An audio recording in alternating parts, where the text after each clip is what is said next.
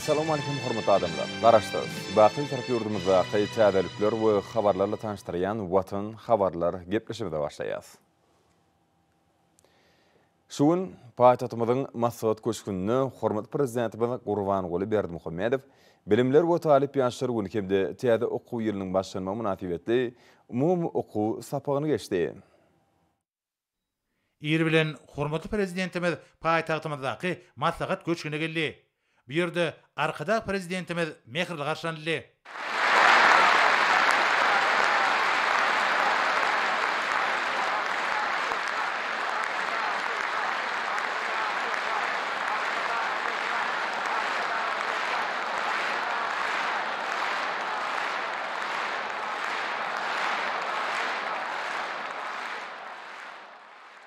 Salam, mehriban ýaşlar, ýedi okuwçylar. Bugün ýurdumyzda uly bayram, ýagny bilimler hem talip ýaşlar güni. Toýlar toýulaşýar. Sanjy günlerden garaşdyrylmyň şany 30 ýyllyk bayramy ýetip gelýär. Şoň üçin hem biz hem duşmak, pikir alşmak, duygular paylaşmak, garaşdyrlyk ýyllaryň içinde gazanylan üstünlikleri beýan etmek hemmemiz üçin tarih.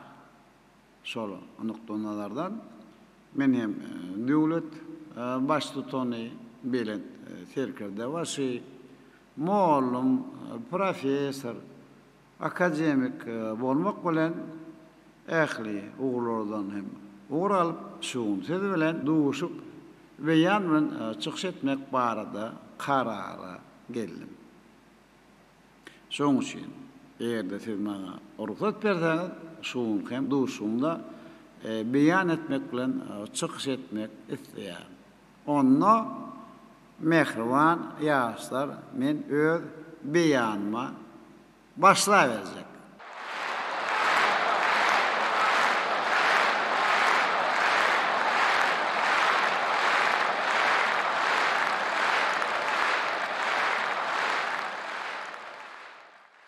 Mehriban talipler, edi okuwçylar, men şoň söz bilen duşuşup, garaşdyran bir tarap watanymyzyň geçen tarihi ýoly, mehriban halkymyň ýaşaýyş durmuş ösüşi, ýa-da ýaşlarymyzyň döwletiň, jemgyýetiň, enatanyň we maşgalanyň öňündäki wüzipe borca akınna umumy sapak geçmek barada karara geldim. İlk bilen sizi ýurdumyň hem jeňmeşil durmuşyna möhüm orny eýleýän bilimler we talip ýaşlar güni hem de 2021-2022-nji täze okuw hem ýylynyň başlanma münasibetli tüýsürekden gutlaýar.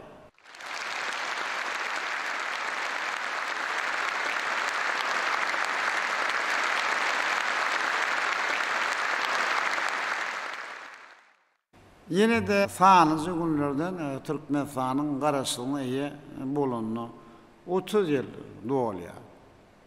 Bu ýören möhüm seneden. Şoň orada halkymyz altyn hem sahypalar bilen tariha ýerjek Türkmenistan parahatçylyk we ýananşmaň watany diýip aglan edilen ýylyň her hem günni şanly wakalar hem de zähmet üstünlikleri bilen bekleýär.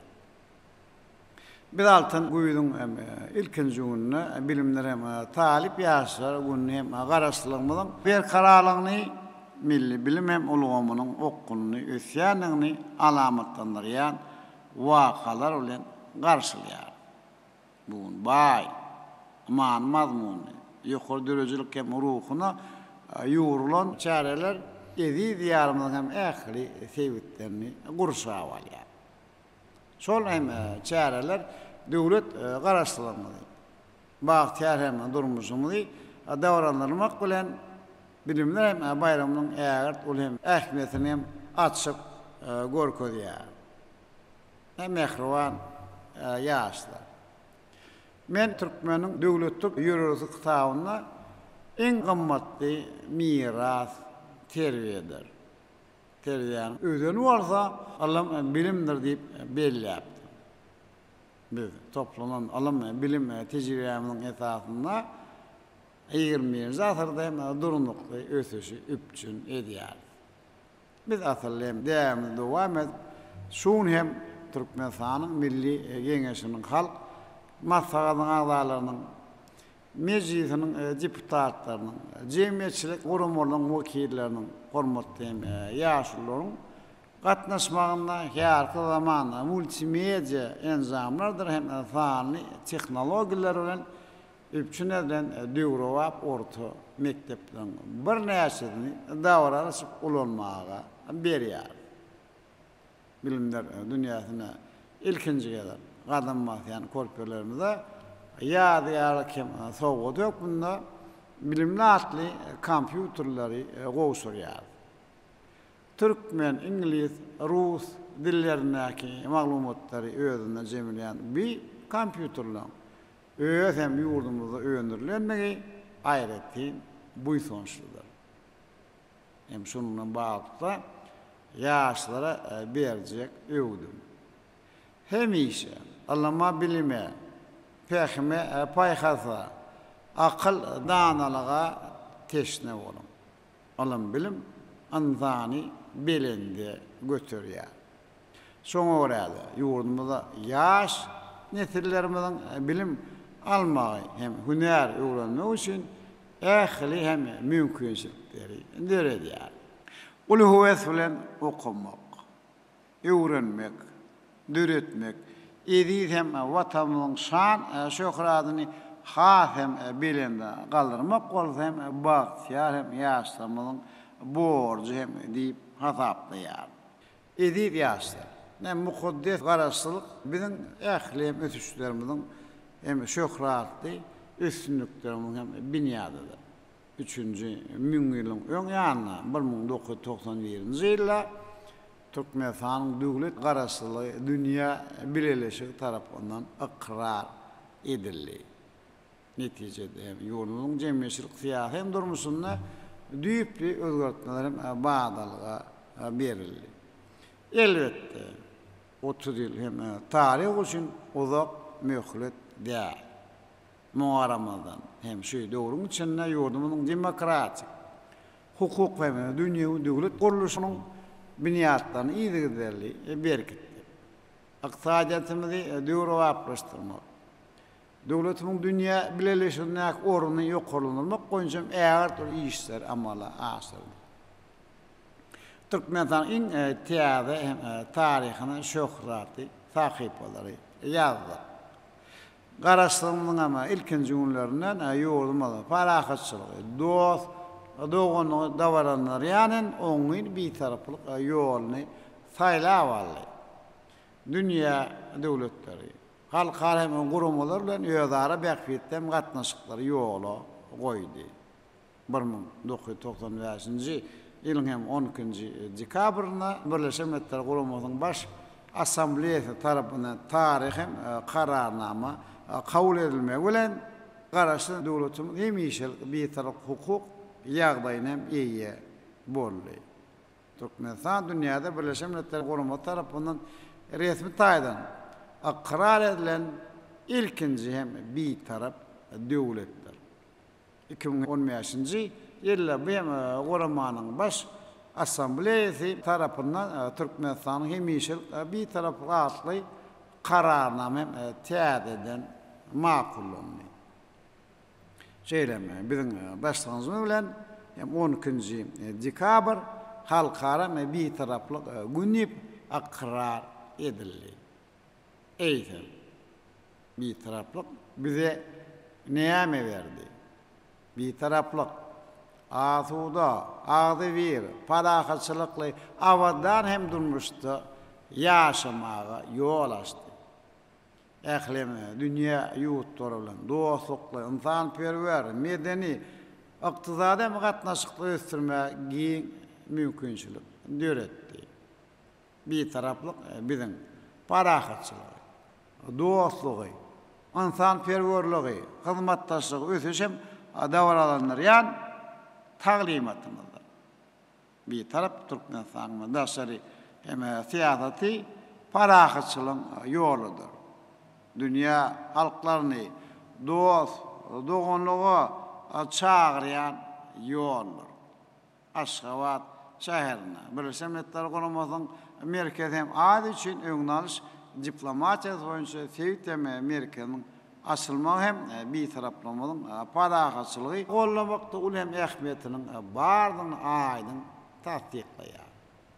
Birleşen Milletler Guramasynyň baş assambleýasynyň 73-nji mejlisinde hem Türkmenistanyň başlanýy bilen 2021-nji ýyl halkara parahatçylyk we danışmak ýylatly hem kararnama kabul edildi. Bugün bir tarap hem Türkmenistan dünýäde parahatçylygy dördüji döwlet hökmünde tanalýar. Şoň üçin ýurdumyzda 2021-nji ýyly Türkmenistan parahatçylyk we danışmak watany ýylip aglan etdik. Biziň hem oňun bir taraply siýasatymyz halkymyzyň bir şöhraty taryhyny asly diýeplerinden gözbaş alýar. Meňne Türkmenistan bir taraply mekany gytamda belleşim ýaly erde milletiň erkanyny öderkli ýaşaýyşyny brütem Allah'ın kuşların öz dünyasında erkana parahat yaynaşına meğresek olur şunu öğren koşu kanatlarına dayanyanırlar. Şehirlikte. Karasızlık ve bir taraflık Türkmen devletinin koşu kanatıdır.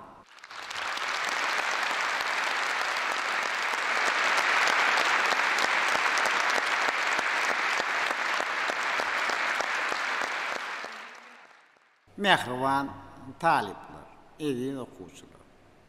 Bun bir tarap Türkmenistan sevit akkalem hem umum adamlar ähmiýetli başlanýşlar bilen iýdigderli çykyş edýär. Duruk öz maksatları, öňünalys diplomatiýa, derway sevit mesele boýunça daşary siýasatyň geoiqtisady başlanýşlarymyz döwletimiziň dünýä jemgyýetçiligiň umum adamlar ähmiýetli çögüldüni anyk goşantam goşanlygyny görkezýär. Bu halkara başlanýşlarymyz Birleşen Milletler Guramasy we beýlik araly halkara düýümler tarapyndan iýdigderli gollanıp gelinýär. Şeýdip gönüllüğüne parahatçylygy döretmek hem sonuçta duran bir taraflık siýasatymyň netijesinde dünýäniň geosiýasy giňişligine Türkmenistan atly parlak ýerler döredi.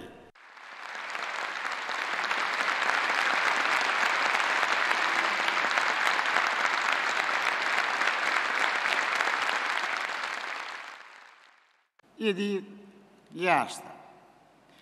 Bu hakykati näme ähliň ata watanymyň buýsunç duýgusyny ýörýän taglym tökmünde kalmagyňda o göstermerdi. Bir taglimat pederlerimiň arzuwundan, ahlatyndan wysal bolan berkarar döwletiň geljegine jogapkär nitil kalwjugdan doly ýaşar öpünden belet maksatlary ruhlandyrmaly. Garaşlyk eýe bolumyzdan soňra biz döwlet nişanlarymyzy, döwlet baýdamyzy, döwlet togramyzy, döwlet senamyzy döretdik. Gahrmançylyk we şöhraty taryhymyzy dikeldik. Garaşlyk baky bir tarap watanymyz hakkynda iňen biýik mukaddes düşünjelerimizi yer ýüzünde aýan etdik. Durmuşdaky ählemle düşünjeler, bilimler watandan başlanýar. Äpet yer togulunyň Ewraziýa iklimiňde ýerleşýän Türkmenistan bilen edil watanymyzdyr.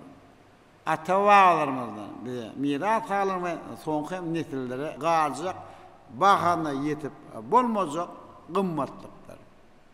bir nurana toprağı söymek, goramak, gülletmek bizim her yerimizin için hem farzdır.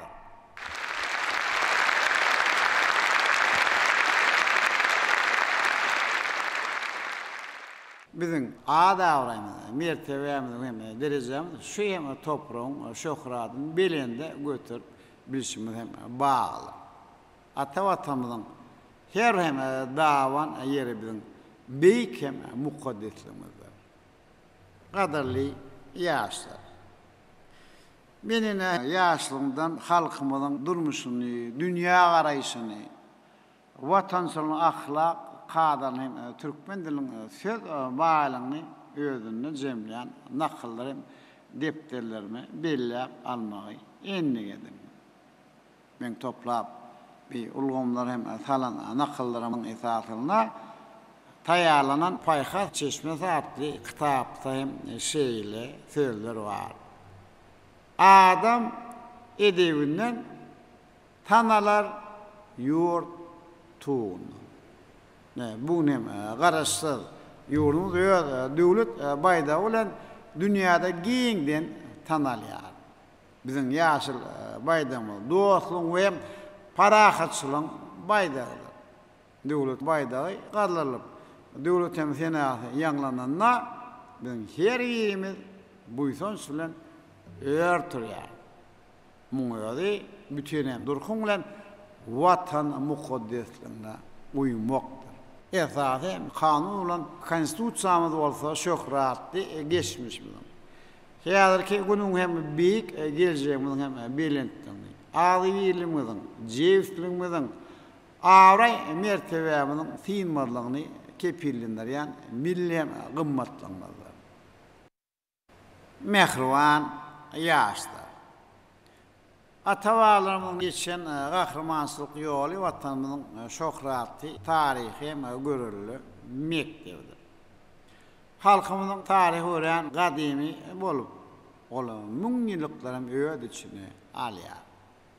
Türkmenler, Sümer, Hindi, Hatay, Mısır, Grek, Latin, Amerika'sı halkları yani hem dünya kaytalanmazcak madde ve ruhi ummatlıkları bahşeden hem kadimi halkların hem bir yeridir. Birinci hem mün yılın başında büyük Hun, Şah devleti, Rim ve Hatay imperiyalar olan behteşen Parfya Türkmenlerinin padişahlığı. İkinci mün yıllıkta Hindistan'a sen gol yayradan kanali Türkmenlerin devleti. Hatay'dan orta yer degine sen hem tesirini yetiren Selçuk Türkmenlerin devleti. Alman medeniyetler hem sunatın gaytalanmazcak hem nuskolarını miras ağaların ne köyndürülgenç. Kara koyunlu ve ak koyun hem Türkmenlerin devletleri Türkmenistan'ın hem de Türkmen halkının tarihi hem yoğunun üreyen büyüklüğün hem anık dililnamaları hem boluptur ya. Nefes hem kadimi yazı çeşmelerine meşhur hem tarihçilerin işine nazarayla görün. Olurdu. Türkmen halkının adamlar hem tarihin devamında parahatçılık, insan feroluk hem deyapların ıgrarlı bulundu. Büyük hem tarihi ve medeniyet hem dörüdünlüğü ıkrar ediliyor. Ne Toğrul der, Açar der, Alparslan, Meyalıkşa, Sultan, Tanzaryalı'nın büyük şahsiyetlerin dörüdünün kuvvetin Türkmen devletleri dünya tarihine altın hem sahipaları yazdı. Göroğlu ve Bayram Han, Sultan Celaleddin, Kemir Kör, Guşut Han yani merdan hem kahramanlarımız iyilir için ata çıkıptırlar. Vatan goru uğruna can orta oyan milli kahramanlarımızın ömür hem yolları nesiller için mertliğin hem de gayduksulun nuskoluk mektebidir. Ne akıllar şahimiz Maktumuli Pırağı. Ceyhun bilen Bahri Hazar arasy çöl üstünden öser yeli Türkmenin Ulugunçasy gara özüm garasy Gara dağdan iner fiili Türkmenin deyip ata vatana mehravan halka bolan bu sonucunu öğren hem şahirana beyan edipdir. Türkmen toprağı galimetten ve şehir medeniyetin güllep öten mekanı bir toprakta. Mer, Gurunç, Nusoy, Abiver, Deystan, Saraf, Amur, Zem, Şahırslam ayar uli şehirler hem düreptir. Ol şehirler durmuşun güllep öten yerleri.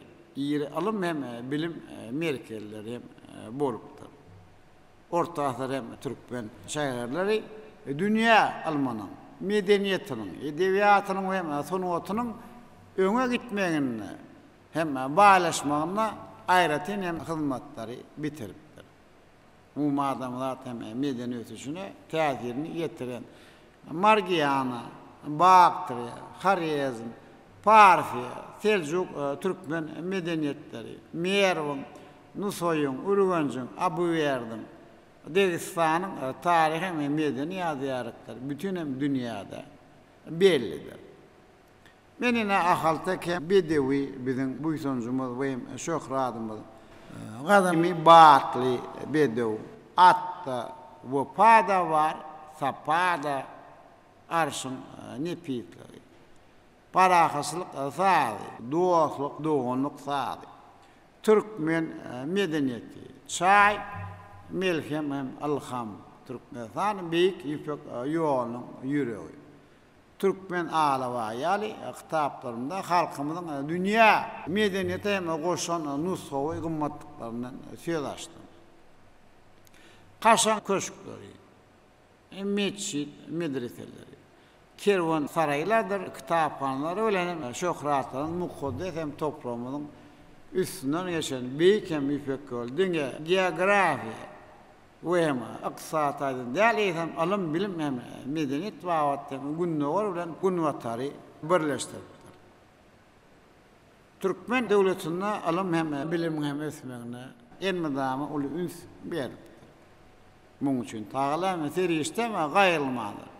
Hem şeýlelikde şol döwletlerde Muhammed Harazmi, Abu Reyhan Biruni, İbn Sina, Fahreddin Razi, Abu Bekir Muhammed As-Suli, Abdurrahman Hazini, Omar Hayyam hem büyük alimler ve akıllılar düreptir. Tarihin dowamında toplanan tecrübelerden, döwrümüň hem ösüşinden hem taraplarının uğur alıp yurdunun paýtagtyň vilayet merkezlerine döwrewap kitaphanalary gurduk. Aşgabat şäherine asma ýolla. Vilayet merkezlerine kitaphanalarda asman hem cisimlerini sinlamaga, elem hem giňişligini öwrenmäge niýetlenen kuwwatly teleskoplary goýduk. Alamlar Akademiýasynyň Garamanlyk institutlarda tehnologiýalar merkezinde pudoklan alym barlyk idaralarına, ýokary okuw mekteplerine düýepli täze almama bağla işten alıp barmak için deru hem şertleri döretdi. Bu işler Türkmenistan alımını hem dünyada en öňde barajy. Awra hem orunları çıkaracak alimler, injener, teknologlar hem täze niýetliniň hem kemala gelmegine ýardam berýär. Men Türkmenistan büyük yüpek ýolunyň ýüregi tamda döwletiň dünyadaky şan hem şöhrat ağrayın hem belirtme koşuk yaşlarını hem varada arzularımı beyan edipdim.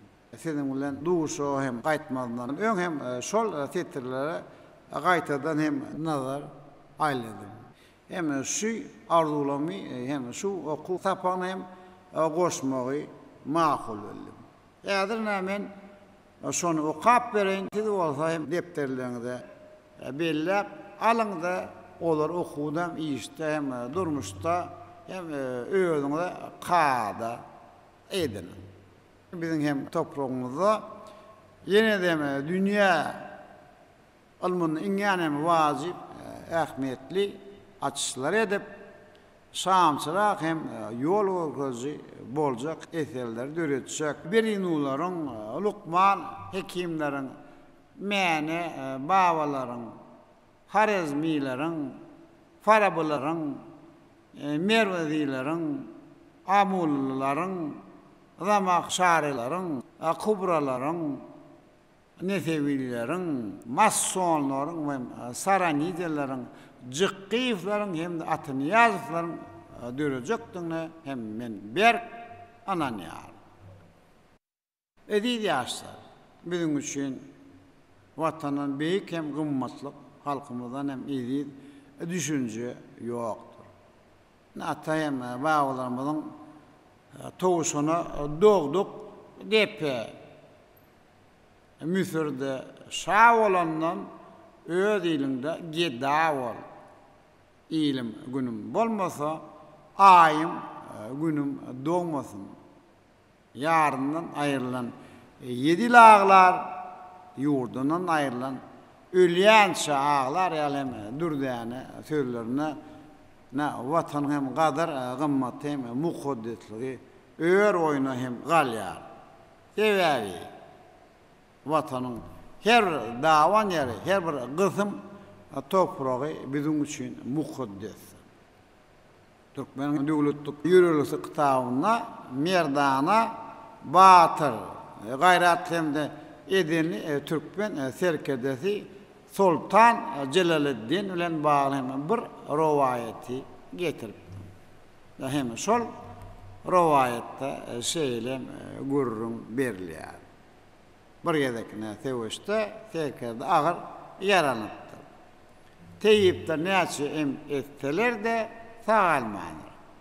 Şonda herkerde maňa watanyň bir hem toprağını getirseňiz sağalyan neyipdir.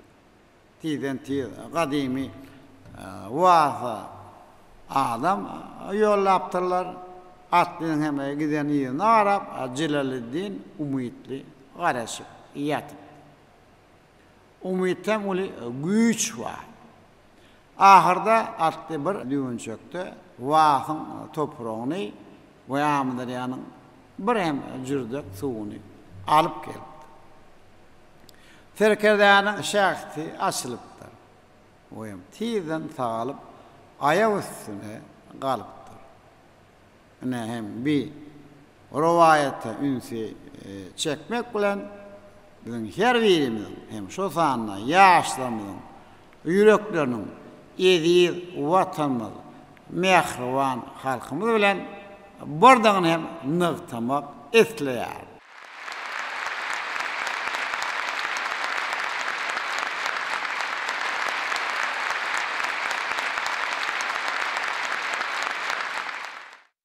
Yüreği mehriban halkım edil vatanım can Türkmenistan deyip uryan ilimizin baktiyarları.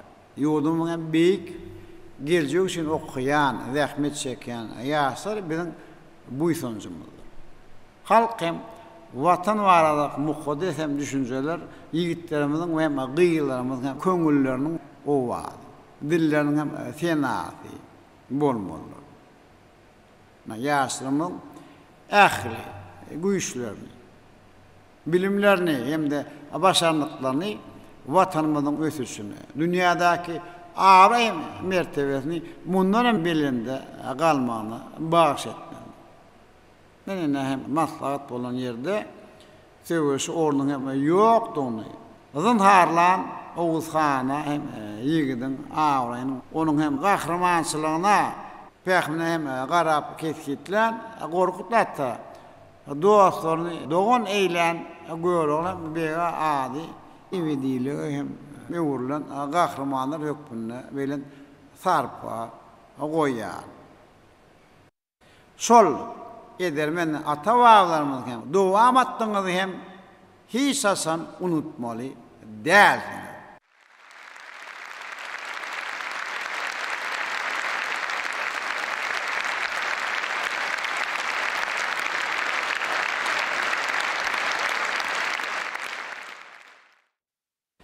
berkarar döwletimizin bagtyar ýaşlary.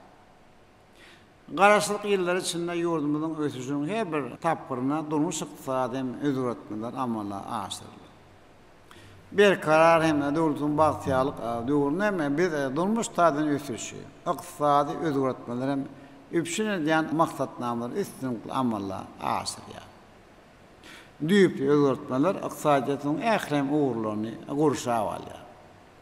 Halkymyň ýaşaşym durmuş derejesi ýygyderli ýokullanýar. Ne täze hem owalary, şäher hem etraplary, ýaşaýyş jaý toplumlaryny, mektepler, çağlar, bağlaryny, ýollary hem köprülleri gurýar. Döwlet dolanmasyny kämilleşdirýär. Mukaddes garaşlygyň şany 30 ýyllygyny zähmet hem üstünlükler bilen hem şöhratlanýar. Türkmenistan paragaçylyk ondan soň watany ýylyna gadimetden göz açalýan milli döwletlik däpdirimizden uralmak bilen Türkmenistanyň milli geňeşiniň halk maslahatynyň agzalaryny hem saýlawlaryny geçirip iki palataly parlament ulgamyny döretdi. Şeýdi. Döwlet we jemgyýetçilik durmuşyna demokratik gadalary tapkyrlaýyn ornaşdyrýar. Medeniyet, alam bilim, sağlyk oruç ulgamlaryny hem düýp özgöretmeler üstünlikli dowam hem edýär. Guruluşda, tenagatda, owa hojalygyny, neft gaz pudon hem ýokary hem ösüş lepkinlerini gazanýar. Bu işler ählidi irinsiz insan hem zähmeti bilen hasyl bolýar. Şu ýerde bagtyar ýaşlarymyzyň da döwlet häkimet we durmuş edaralaryna, alam bilim, medeniyet, sağlyk oruç ulgamlaryna, önümçilik kärhanalaryna ahlak hem zähmet çekýänliklerini eri watany ösürmäge munasip hem goşun hem goşanlyklaryny buýsuz bilen bellemek isleýär. Halal zähmet ol insanyň awray mertebesini, ömrüniň hem mantyny artdyrýar. Sonra ýaşlara hem şeýle sargyt edesin gelýär. Beýkem maksatlar ýetmek üçin zähmet hemişe öýüňde hemraýdyň. Hem çekýän zähmetiňiz hemişe halal bolsun. Ýyly ýurdam bähbitli bolsun. Bagtyar ýaşa. Aşgabat şäheriniň 140 ýyllyk mukaddes garaşlygyň hem şany 30 ýyllyk münasibetde ýurdumyň ýokary hem mektepleriniň professor hem muallimlary, talip ýaşlary, mektep okuwçylaryň ýürek joşgyny beýan edýän eserleri döretdiler. Olarda güneşem ülkemiziň gözelliklerini, söýgi, berkarar döwletimiň buýsanç ýanglanýar. Menem häzir şäherim Aşgabat goşymdan hem bir bendi size okap bereýin. Galkyp ganat gerdigim, sap söýgüden gurdugum, ýüregi sen ýurdumyň ak şäherim Aşgabat.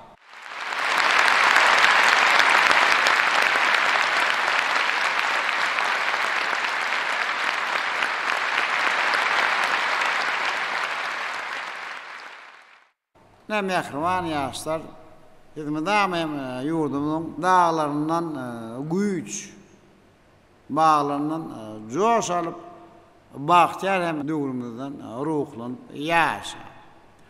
O kan, gurrun, dörediň edil watanymyzy, ak şäherimiz hem Aşgabady, merdan hem halkymyz ajaýyp şygyrlaryňyz, kıssalaryňyz, sağlaryňyz hem sunnat eseriniz bilen belentden hem wasbedin. Berkarar döwletiň ruhy bilen hem ýaşlary. Bize dünýäde hem çyzgyrymly hem mal ykdysady hem ýagdaýlara garamazdan milli ykdysadyatymyz hem diversifikasiýa ýoly bilen ösýär. Beýatçy hem ukyply ösüşiň ýokary depkinlerini gazanmaň hem mühim şert ökmünne öňümçilik hem fanly hem tehnologiýalary ornaşdyrýar. buğurdun yaşam hünermenleri tayarlamağa ol hem ähmiyet berýär. Tebebi. İnovasiýalar herki zaman hem ilmleri, nan tehnologiýalar, fan ulum adamlar hem jemgyýetini öňe alyp barýar. Fanly tehnologiýalaryň şalt ötmegi bilen bütün hem dünýäni öz içinde alan aragatnaşyk ulgamy döredilýär. Täze pudoklar da düşünceler peýda bolýar. Döwrüňem bir täzelikler biziň jemgyýetimizde giňden ornaşýar. Bu bolsa dünýäniň fanly giňişligine ýurdumyň iýişen goşulmagy. Halkara bazarynda beýatlaşan ukyp bilen bolmagy üpçün edýär. Almanyň hem durmuşdaky ornunyň hem ýoklanmagy bilen ösen hem tehnologiýalardan habarly täze nisil kemala gelýär. Bilşimiz ýalyp taryhyň bütün hem dowamyny atawalymyz alymdan hem özüňe ýaşamak. Biziň hem ýaşlaryň bugün pederlerimiziň alym dünýäsindeäki beýik açyşlaryny hem buýsunmaga hak kıldy. Hem şonuňla birlikde olar adamlaryň alymda hemde tehnologiýada gazanan üstünliklerini barhaýym düýpli öýleşdirýärler. Ne döwrünjem senagat revolýusiýa hem eýýamynda ýaşlaryň innowatsiýon hem barlygy işçiň hem gatnaşmandy. Täze hem tehnologiýalar hem öwretmelidirler. Dünýäniň hem ähli tehnologiyek hem ötüşinden iýde hem galmaly däldir. Täze almaýma işlerini düýüp hem açyşlaryň bilen öýüňizi öňde barjam nesiller ýokmundan dünýä tanatmaly. Bahtiyar ýaşlar.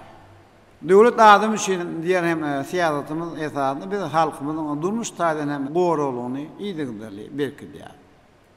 Ýaşaşyň durmuş şertlerini gowlandyrýar. Bir siýasat. İlkinji nowatda gollaw hem gowragy mätäş raýatlara gönükdirlendi. Şoňa zähmet okypsyz raýatlara, maýyplara, köp hem çağly maşgalalara maddi taýdan üçünçilik hem durmuş hyzmatlary edilýär. Bu işler olara pensiýalar, döwlet kömek pullary, durmuş ýeňilliklerini bermek görnüşinde hem töreler arkaly amalla aşyrýar. Döwlet hem teristleriniň hazany köp çağly maşgalalara, komandalar mätäç çağlara, veteranlara döwlet ýa-da jemgyýetçilik hem benefitlerini gowramakda saglygyny hem itirenlere goşmasy gollaw berilýär. Akyllar şahyrymyz Maktumly Piragy entäni gollara himayet ýaşy diýipdir. Hem şundan olar biz honalygy mätäç saglara himayet bermek goýsa hayr hem saga ganatyny deretdir. Şeýle ahal Olatın täze idara ediş merkezinde çağlar sağlış dikeliş merkezini gurýar. Men esasy ýaşlara berjek ýene de bir hem pendim. Siz insan perweriň we adalatyň tarapdary bolan halkyň niýetlisiniz. Agzybirlik, dostluk hem gatnaşyklar hem halkymyzyň hoşnýet hem häsiýetlerdir.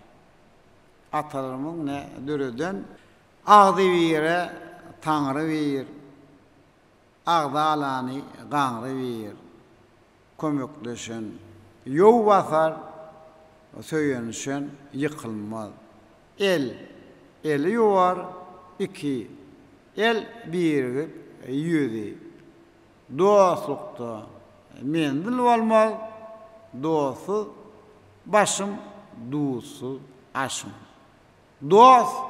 Dostum aynı hem pekim payhazlarına agzybirlik hem de dostluk gatnaşyklary many, mazmuny noktalýar. Birege himayet etmek, hormat goýmak, ejide ganym bolmalyk halkymyz hem minimlik gelýän hem kadadyr. Beýutdyr. Insan perwerligiň hem ýokary ahlaklyň hem şygarlary bolup ýaglanýar. Görnüşi ýaly halkymyň hem ýaşaş durmuşyny akıl, parasat, alım hem tecrübe esasında gorupdur. İnsan perverligi, päkligi hem ruhu bilentligi, kiçi göňülligi, mertligi, dogry sözlüligi, arassa ahlaklygy durmuş hem kadatyna öwrüpdir. Şu esas hem milli edep terbiýe mektebini döredipdir. Şoňa görä ýaşlar ata-babalarymyzyň asylly hem däplerini durmuş hem şaýaryny öwürmeliler. Bugün Türkmen paýhasy nur saçýar. Türkmen toprağını her türlü özgürtmeler durmuşa geçirdi. Hem şu şöhratlı zamanında okumak, öğrenmek, ata-babalarymyzyň döreden hem mukaddesliklerini wufaly bolmak, hem vatana, jany, tenden hyzmat etmek, ýaşlarymyzyň hem baş maksady bolmalylar.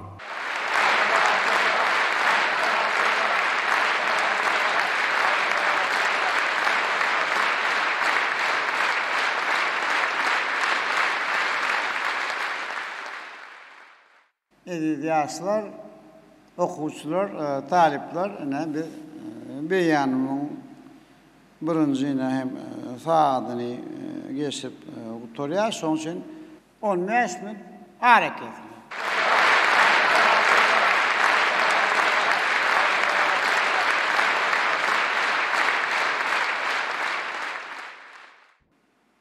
Mehriban ýaşlar biz duşumuzy dowam eder. Hem häzirki döwürde biz senagat taýdan ösen hem döwleti döretben ýoluna ýurdumyzyň yksaýatyň pudokdan hem sewitleri sazlaşykly ösürmäň uly üns berýär. Hem o hojalyň hem paýyny artdyrýar. Hem pudok dolandyş usuldan düýpli kämilleşip o adamyň hem ýaşy durmuş derejeni ýygdyrly ýokurlanýar. Olarmy sazlaşykly ösürýär. Alman hem teknikanyň üstünlikleri, iň oňatem dünýä tejribelerini, faal hem tehnologiýalaryň ornaşdyrma arkaly sewitlerimizde gaýtadan işleýän kärhanalary, döwrewap enzamlar ornaşdyrylan öňümçilikleri, iledyşhanalar we mallarçylyk toplumlaryny döredýär. Daýhanlar üçin dünýäniň has kämil owuzlyk tehnikalaryny hem gurallaryny satyn alýar. O hozurlyk ilmlerini ösürmek, puda sanly ulgamy ornaşdyrmak goýunçam köp işler edilýär. Bu bolsa daýhanyň zähmetini ýeňilleşdirmek. Ýerden hem alynýan hazyry ýokurlandyrmak. Ekologiýa taýdan arasy önümleri hem öndürmäge de ýardam berýär. Ýurdun hem bagy sanyna öwürmek goýunçam uly işler amala aşyrylýar. Näsizem soňky ýyllarda Tokoy meýdanlaryň çalt depkinler bilen giňelýändigini görýänsiňiz.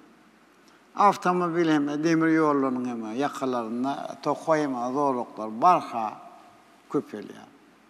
Feýleýärler ýylyň hem bütün dowamyny gök öwsýär. Bularyň ähireti ýurdumyz amatdym ekologiýa gurşugyny emeli getirýär. Garum Sahrasyna altyndan saram Türkmen köýüniň döredilme bolsa suw hem serişdirlerini aýoglem saklanmagy, daşky hem gurşugy goramagy da hem gowlandyrmagy da ýardam edýär. Näzir ýaşlar ata-babalarymyz bagym bar, barym bar diýipdirler. Biziň hem ýurdumyz gülli sahralar. Bir durnugy suwly çeşmeler. Teren derýalardyr, köller, beýikli pesli dağlar, arça, çynarly, kerkawly, incir, enarly jülgeler, beýgir hem geýnen dereleri, çemelikli, ýaýlalary, çoğly, güneşi bilen hem tanalýar. Bereketli Türkmen hem toprağı ähli döwürlerde de ýa bolsa hem zähmet hem de gün çoğunyň hem bollugy bilen ösürilip ýetişdirilen datly meýweler, gök bakşy önümler bilen şöhratlanyp gelipdir. erkek karançılığın hem mağarlasının mekanı olan yurdumuzun barıp bizim eyyamından önkü 6. 7. mün yıllıklarda ilkinci buğday çöreği bişirilipdir. 1904 yılda hem Pompei'nin yol başlarına Amerikan ekspedisiyası tarafından hem yani düzlüğünü 5 bin yıl bundan hem yetiştirilen buğday tohumu tapıldı. Bunun öyle ülkemiz ak buğday hem mekanını aydın suud ediyor. Atavalarımız birin mün olsun diyen hem yaxşı niyet bilen toprağı buğday hep. Buğday hem orağını hem qozuların ak pata verme ulen sehetli hem gün giriştirler. Çağcına bereket halmanına bereket deyip hem rızkal bereket arzu ediptir. 1941 hem 1945 yıllar hem gazaplı uruş dövründe taplanan Kakam Meyaluklu Berdimuhammed'in aytmağına göre atam Berdimuhammed anlayıp hem bilimli adam bolupdur. O nuskovu edebiyatımızı, halk dürücülüğümüzü qovu elipdir. Mağtumuluyunun, boğulan epeydim, meyatazinin, koşuklarını yaattan aydar eken. Atamın bir neyse defterden hem varat koşusunun bolonluğu. Şahirlerine Salih Kekilov'dur, Çari Aşirif'le hem tasaklı katnaşanlığı. Koşuk hem koşunluğu vardı hem kakın berin gurrundan hem işelik yarında galı. Ne kakam hem uruş doğrunda yadan gallanı köp ekmeğe çağırın hem de halkı zahmet hem çekmeğe hem ruhluğunun koşkusunda hem şeyli hem titirler var. Buğdaydan bol hasıl almak için, aşık belasından dinmek için, düşman hem depesinden inmek için, gayret edip köpekliğin deneni.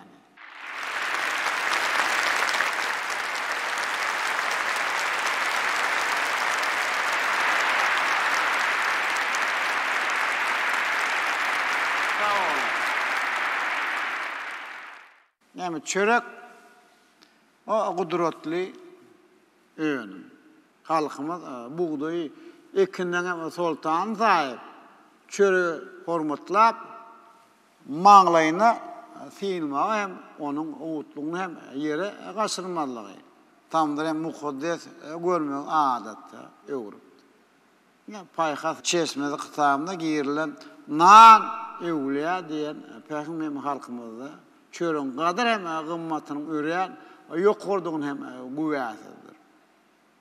Çörük Türkmen medeniyeti kıtamda mili hem mısık çörün hem mukaddeslik ile mağlı şehir hem ruhayet getiriliyor. Hem meşhur şahir hem serkerde Bayramhan hem günlerin birine serkerleri ile sapara rovana oldu. Bayramhan'ın gözüne yolun yakasında yatan çörek bölücüğüne düşüyor.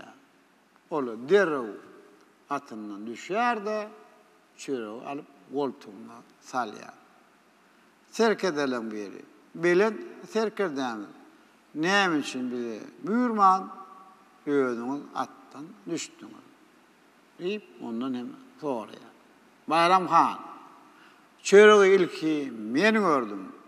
Onu yerden hem almayı hem başka bir yerine buyurmak çöreği hormat koymadığım bolar deyip hem cevap verdi. Ne atavalımız hem uzak hem yolu gidenine de tamdırdan loğurdap çıkan hem çöreği yanlarından koymandı. Elmi damada Türkmen çöreği şeyle sarpı koyup onu hem öğüne yollaş edilmiştir. Son orada buğday, sümbülleri, devlet hem toğramızda yerleştirildi. İnni yurdumuz, qallandın hem bol önüryen değil, eğitim gerek bolsam eksport ediyen hem devlete de öğürildi. mehriban yaşlar. Ne matavatımız hem belki dağıt hem iriymişten mekan. Müngülükten devamında Babada hanım atavalımız şali, cüvün, nohut, noyva, meş, kedi, qavun, qarpız yalım tağımını gök, bakış ölümler hem erik, şettali, armut, hozur, pisse, badamlar hem nar, üzüm yalım meyveleri öndürüptür. Türkmen qavunların hem kaklarına olsa, Avrupa günne var, yurtlar, ulu istek hem bildiriptir. Tarihi çeşmelerde Türkmen qavunlarının Bagdad'a, Xitay'a, Hindistan'a, İyiverlerine hem aydırlar. Hazır yurdumuzda hem qavunların yürülerce görünüşü yetiştirirler. Vaharman, Gulavi, Qaragil, yani qavunlarımız hem halkara sergilerine hem altın ve hem kumuş meydanlara münasip boldu. Güneşli diyarımın hem bereketli meydanlarına qan soğun nurundan, sağdan hem bol hasıl alınıyor. Mallarımızda da et ve hem süt önümlerin miktarını artırmak koyunca hem teyade tepkitlere yetiyerler. O olsa. Yurdun hem ötüzün teyade bir tapırın hem vazifelerini çözmekte, ağlık hem borçunu üpçün etmekte hem ağır hem ulu ehmette iyidir. Mehriban talipler ve okuvçular. Qowatça bizim için öğrenem ehmet ekinlerin biridir. Edi vatan dünyada hem qowatçanın en qadim hem mekanların biri yok bununla sanalıyor. Ne Mahmud Gayivi'nin 32 tohum kıssası eserine pakta, peklen, ak yüreklün. Qoğlunun hem alamatı yok bununla ehli ekinlerden yukarıda koyuluyor. Ne siz belki hem bilyansınız, gur çiğvığa, gur çiğvık, bar çiğvıkta, hevurtka da yumurtka.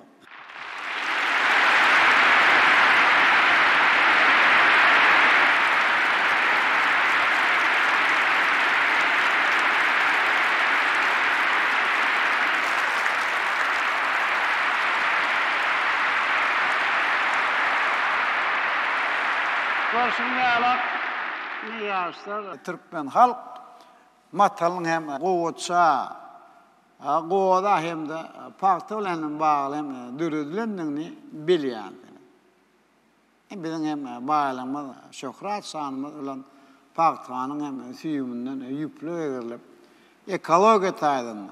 Ören arasy hem de adam hem bedenine ýakymly nah matalar dokulýar. Bu hem gymmatly ösüminiň çegdinden yağ, mal için hem kunjara hem alınýar. Qowatça hem çöpi gaýtadan hem işlenip mebel hem örümçülüğüne hem gurulşykda hem ulunýan hem serişdirler öňürler. Biz hem paktany gaýtadan işläp dünýä hem ölçülerine laýyk gelen öňürler. Ýurdumyzda qowatçanyň hem tohumçylygyny aýratyn üns berip bol hasyly. Ýokary hilem orta we iňçe süýümli paktanyň täze görnüşlerini döredýär. Soňky ýyllarda dünýä ösen hem döwletleriň täze tehnologiýalar. Almanyň hem çäňikan iň soňky gazanmalary ornaşdyran dokma kärhanalaryny gurup ulanmaga berýär. Ne yaşlarımız için bar münglerçem täze işem orunlaryny döredýär. Yani bir kärhanalarda paktam süýümünden öndürilen ekologiýa taýdan arasy hem önümleri dünýä baglaryny ul hem isleýär bildirilýär. Edil yaşlar. Gelin olsa biz beýlekem pudoklara geçelim. Edil yaşlarına energetik hem tenagaty mühim hem pudokların bir yerdir soňky döwürde ýurdumyzda täze kuwwatly elektrik hem stansiýalary gurup ulanmaga berilýär. Milli maksatnamalarymyza hem layıklıkta müňlerçe barıp hem kilometr uzayan elektrik hem geçiciler täzelenýär. Mary welaýatynyň bar merkezi Aziýada iň ýokary tehnologiýalar utgaşyk elektrik hem stansiýany gurduk. Kerki şoğran hem uğruanç elektrik hem geçidini işe girdik. Mukaddes hem garaşlyň 30 ýylyna wagtlap bolsa, lewap welaýatyň çäze etrafynda kuwwaty 430 megawatt bolan täze gaz turbinan elektrik stansiýany hem dawaral açyp ulanmaga berer. Hem Balkan welaýatynyň Serdar etrafynda sanly hem tehnologiýalar arkaly dolanyrjak günden we yellen energiýa hem öňdürýän stansiýany hem gurýar. Edil ýaşlar. Näme ýurdumyzyň hem newtka toplum bolan ykdysady hem garaşlygyny berkitmeň umman halkyň hem ýaşaş hem derejesini ýokarlandyrmagyň kuwwat hem köpürli önümçülük hem pudoklaryny hem döretmeň esas hem binýady bolupdyr ýa. Atawatlarymyň ýerastem tebi serişleri bay ýurtlaryň biri bolup hem mawy hem ýanyňyzyň goru oýunçy hem dünýäde hem 4-nji orny eýelýär. Budan diversifikasiýa ýoly bilen ösürmeň sanly tehnologiýalaryň şo sany 3D modelirlemek usullarynyň hem ulanylmagy neft hem gaz hem ýataklaryna göze hem işleriň hem netijeli hem bolmagyny hem ýokarlanýar. Türkmenbaşydaky neft gaýtadan hem işleýän zawodlar toplumyna hem seýdiniň neft hem gaýtadan işleýän zawodyna öndürilen hem de ulerden bilen neft hem önümler hem dünýäniň oňlarça hem ýurtlaryna eksport edilýär.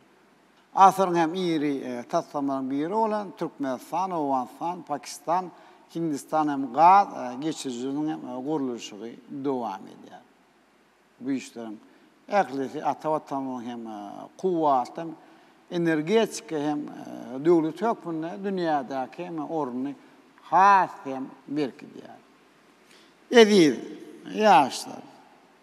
Inniki ogram geçmek bilen näme? Iqtisadiýetimiziň pudoklaryna öňde barjy tehnologiýalar hem ornaşdyrmakda hem beýasy okyply ýokarhyly önümler hem öndürmekde, azyk hem howpsuzlygyny berkitmekde hususiýetçiler hem uly orun değişdirdiler. Häzirki döwürde telekeçiler dürli pudoklarda milli maksatnamalaryny durmuşa geçirmek işçiň hem gatnaşýar. Tenagatda, o huzurluğun, guruluşukta, siyahatçılıkta, sevdada hem durmuş hizmetinde halk hem senetçiliğine hem beyleki uğurlarda hem üstünlük kazanýar. Şeýlekde. Ozal agrar ýurt bolan Türkmenistan bugün senagatlardan ýokary depinler bilen ösýär. Bir ýokary tehnologiýalar bilen üçün edilen seyişte ve enerjiya taşıyıcı ekologiyadan arasında beyatışı okuyuplum elektron senagatını dörediyar. Yine seyredin, benimle senin önünde görüşünüz yarak sağlı olan markalı şun beyana tayar kurun. Ne önünde belli. Yani bir ne aydın geceler hem huzurluk cemiyet tarafından smart televizorları, avtomat enzamları, ışıklanır, kurallardır hem LED çıralları hem elektrik energiýany hem ölçeýän kurallar. Aglygylyk hem telekomati kärhanasy tarapyndan interaktiv paneller, elektron hem tor enzamları, kompýuterler öňdürilýär. Ýurdumyzda şeýlem önümçülükden giňelýärdiňde hem bu işte ýaşlaryň hem orunyň hem artanyna hem has hem gowanýar. Umman ýurdumyzda hem häzirki döwürde almyň hem iň täze gazananlary her hem zaman tehnologiýa bilen enzamlaşdyran irem senat hem toplumlaryny da gurýar. Nagiyanlarda hem polimer hem zavodunun önümleri dünya bazarında ul hem islegden peydalanýar. Tebii gazydan sintetik hem yanıcı öndürmekte dünyada ilkinci ulum hemşirelem taslamanın durmuşu geçirdi. Ahal ulayetinde bu zavod ekologiyatının arasında Euro 5 standartına layık yani EK93 benzin öndürüler. Bunların ahlisi yurdumun iktisadi kuvvet hassa arttırıyor. Hem köp meşhur hem giyirdeyici getiriyor. Mehrivan yaşlar, ilgili okuvçular, Guruluşuk hem pudoğu hem depkinli ösýär. Ýa hem aýdyşym ýaly milli maksatnamalarymyza alaqlykda owadyr hem şäherlerimizde ýaşaýyş hem durmuş we medeni maksatda hem desgalar ýygyzderli hem gurulýar. Bu hem guruluşuklaryň ähli öňde bar hem inženerlik tehniki çözütler milli hem binagarlyň gadymy diýaplar hem de häzirki zaman hem şäher hem guruluşyk tejribesi esasynda amalla aşyrylýar. Aşgabat şäherine ýaşyl hem begrese bürenen seýliýaklar, ýaşaý jaýlary, saglyk goraýyş, medeni, sport hem sewda merkezleri, ýokary hem de orta okuw mekdepleri, mihmanhanalar, önümçilik kärhanalary, halkara derejeli avtolog hem geçirligileri gurully hem gurulýar. Bir desgalar halkara hyzmatdaşlygynyň aqrar eden merkezi hökmüne paýtagtymyzyň gözdelligini hasdem artdyr. Ne ýakynly bolsa bir garaşyň şany 30 ýyla münasibetli paýtagtymyza Türkmenistanyň halk maslahatynyň diwany, maslahatlar hem kabul ediş merkezlerini, Türkmenmaşy hem de Türkmenistan senat paýdalar täzizlik hem banklaryň binalaryny. Halkara ahaltek açlyk we Türkmen alawa itler asosiasiýasynyň merkezlerini Kaşan arkada hem mihmanhanasyny ulanmaga berdi. 25-nji maýda hem baş şäherimiziň 140 ýyllyk münasibet Aşgabat Siç hem guruluşyk toplumynyň düýbüni tutduk. Biz Aşgabaty ösürmek goýunça alyp baran işlerimiz halkara derejesinde iqrar hem edildi. Şäherde hem binaların en çemesi hem Guinness'in rekortary hem kıtagyna hem giýirildi. Bir geçirden giň germem işlerimin netijesinde paýtagtyň geljekden hassa gözelleşer. Dünýäniň en nurany hem şäherleriniň birine de öwürler. Men hem ýaşlary hem paýtagtymyzyň 21-nji hem asaryň nusoluk şäher hökmüne aqrar hem edilmeňe münasip hem goşantlaryny goşmaga da çağırýar.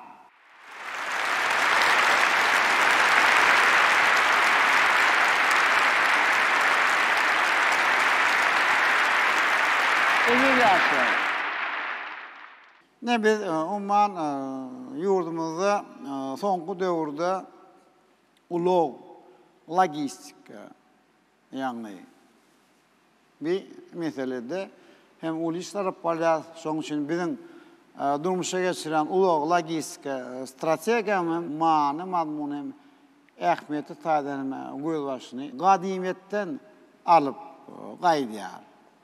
Näir döwürde beýik ýüpekýolyň möhüm bölegi ýurdumyzyň çäğinden geçipdir. Ol halklar hem aklymlary birleşdiripdir.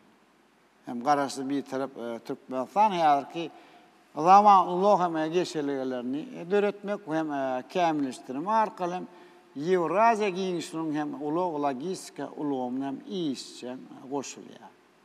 Ne günwatar günnawar Demirgazyk günler toğulary oňç üssasy hem geçerlilerin taslanmalaryn amalla aşyrýar. Uzustan, Owganistan, Türkmenistan, Azerbaycan, Gruziya, Türkiye yani bir taslama lapis lazuli ve hem traska ýaly halkar ulug hem geçerlilerini döretmäge yakından katnaşýar. Biz Türkmenbaş şäherinde Döwrewap halkar hem deňiz portuny gurduk. Akinan hoy demir ýoluny. Amamnalar Akina. Tergidawat Turgun Opçyk hem süýümli ara gatnaşyk ulgamlaryny ulanmaga berdik. Bu işler ýolunyň beýik üpek ýoluny gaýtadan dikertmäge işçiň hem gatnaşýandygyny ýendirýärek hem äşkär edýär. Ýolumyň hem demir ýol, avtomobil, howa, deňiz hem derýa ulaglaryň hem düzümine de düýüp hem döwrap ýagdaýa getirýär. Dünya meşhur hem kampaniýalaryň awtobuslaryny, ýeňilmen ýük awtologlaryny hem iýdigdirli satyn alýar. Alyp barýan ulag hem siýasatymyz dünya jemgyýetçiligini giňden gollaýar. Türkmenistanyň hem başlanjy bilen Birleşen Milletler hem Gurumanyň baş assambleýasy durup ulag hem ulgamny döretmek goýunça tarih hem kararnamanyň 300'üni kabul etdi. Biz 2015-nji ýylda Türkmen Älim 52 hem emeli hemratyny uçurdy. Häzirki wagtda hem ikinji milli emeli hem hemrany döretmek we hem älim giňişini çykarmak goýunça zeruri işler alyp barýar. Näme ýurdumyzda mobil hem hyzmatlaryny, telefon, poçta, internet we hem IPM telewizýony ulgamlaryny hem ösdürýär. Mehriban talipler, ediz okuwçylar. Näme bir ugra asla hazam size ýakynlyp hasap edýän dewäbi adamlar jemgyýetiniň taryhyna nazar aýlagynda alym hem bilimiň ösüşiniň hem mühim şerti bolandygyny görmek bolýar. Şoňa da alym hem ulgamynyň binýadyny berkitmek. Ýokary hem tehnologiýalara düýüp nazary alymlar hem esaslanan sanlyk saadetde döretmek oýunça hem toplumyň işleri alyp barýar. Häzirki wagtda ýurdumyzyň akademik alma bağlı hem institutlarına. Ýokary mekteplerin alma hem tehnologiýa, alma klinika, alma hem taslama merkezlerinde. Tejribe ýönümçilik hem balaxanalarına. Pudoklaryň hem pudora alma hem guramalarda alma dörejiler hem hüwesi hem ýaşlaryň täze nesli rahmet çekýär. Zehini ýaşlarymyz alma hem iller tutulýan uğurlar oýunça agymmat alma hem barlaglary alyp barýar. Bilim hem ulgamny dünýä derejesinde döwraplaşdyrmaga ruh taýdan kämil bir bedenli giň hem dünýä garaýşy hem nesli ýetişdirmäge hem uly ähmiýet berýär. Muň üçin ýurdum ählem ýerlerine her zaman ortam ýokary okuwam mekteplerdir, çağlar, bağlary köpet dağına sapaly jülüsinde. Awada da çağlar din jarşy hem fagallys merkezleri guruldy. Hem de gurulýar. Bilim edaralary döwrap okuw hem kitaplar hem gollanmalar bilen iýdigdirli üpçün edilýär. Bilim bermek işine hem almyň soňky gazananlaryny okutmagyň innowasion usullaryny ýokary hem elektron bilim hem maglumatlaryny giňden ornaşdyrýar. Sany bilim hem ulgamyny ösdürýär. Biz mektep okuwçylarynyň hem we taliplaryň halkary bäýteşiklerini gazanýan hem üstünlüklerini gowanýar. Ýaşlarymyzyň geljekde hem halkara ders bäýteşiklerini, olimpiadalarda hem baýrakda hem orunlary münasip bolup, ýurdumyň hem awraýny hasam belende hem göterjekdiň hem berk ananýar. Näme insan hemişe kämillige amtylýar.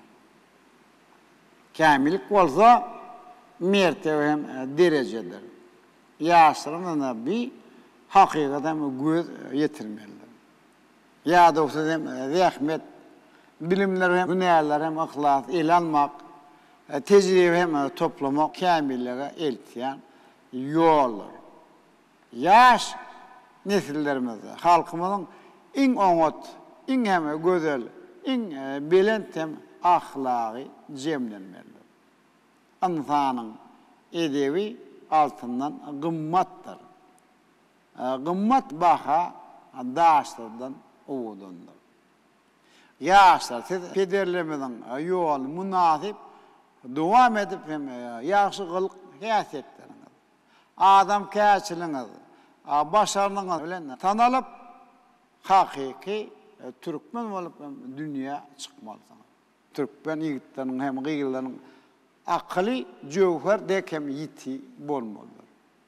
Çünki siz özüni taýda zihin bilen dünýä tanadan halkyň neslisiniz.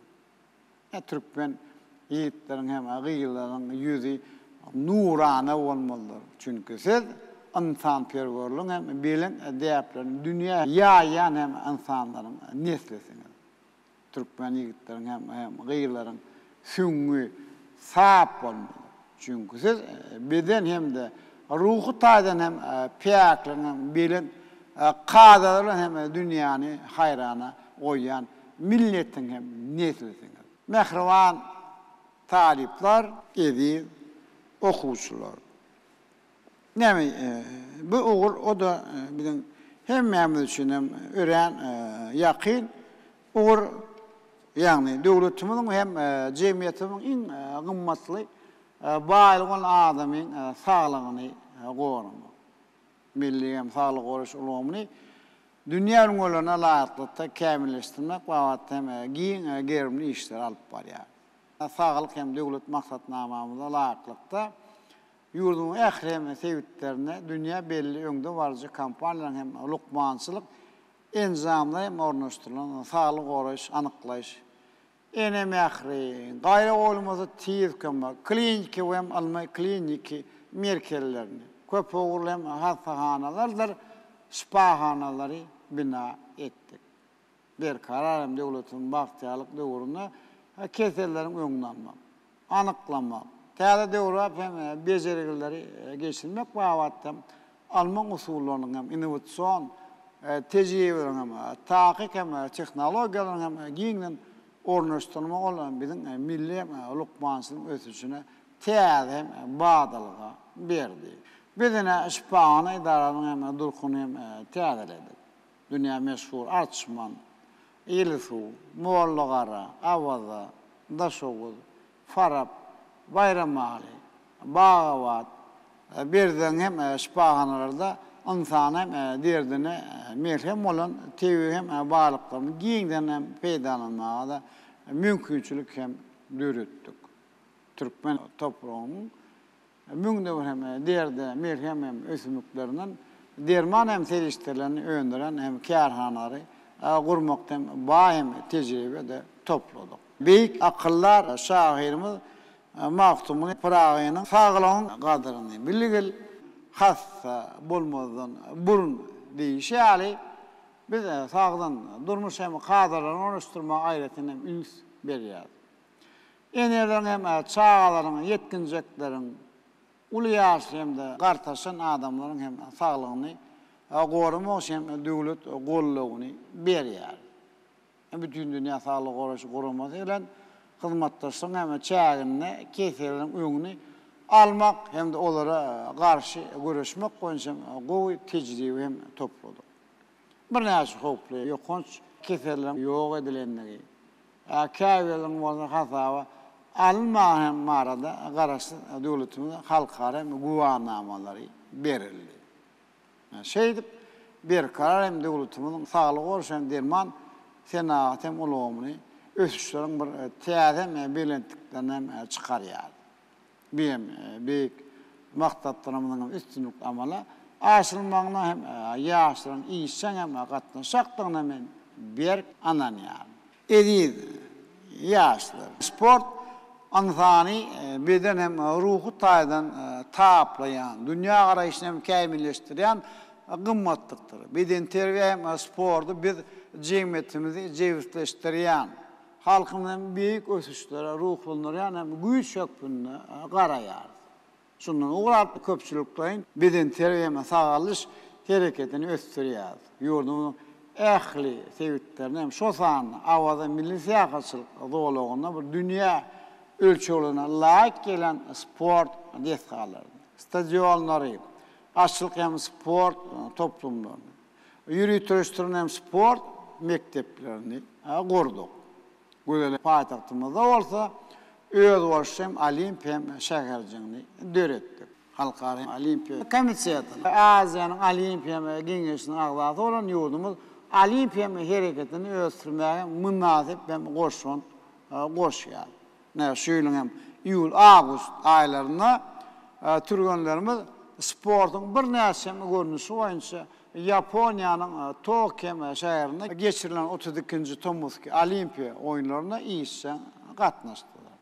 Bizim ağır atletikaçı Türkmenimiz Palyana Gurya olsa bu oyunlarda üstünlüklü çıkış edip kumuş medala münasip bolli ve yurdumuza uli avray getirdi. Ben geleceğimiz olan yaşlara verecek netihatım. Yaşlar hükmani spordi söyüm. Sport güç, gayrattır, güzelliktir, sağdınlık ve ruh öğrentiktir. Türkmen sportun büyük geleceği merdane yaşlarımızın anlamlı elinedir. Biz buna hem çeksiz boysan yani.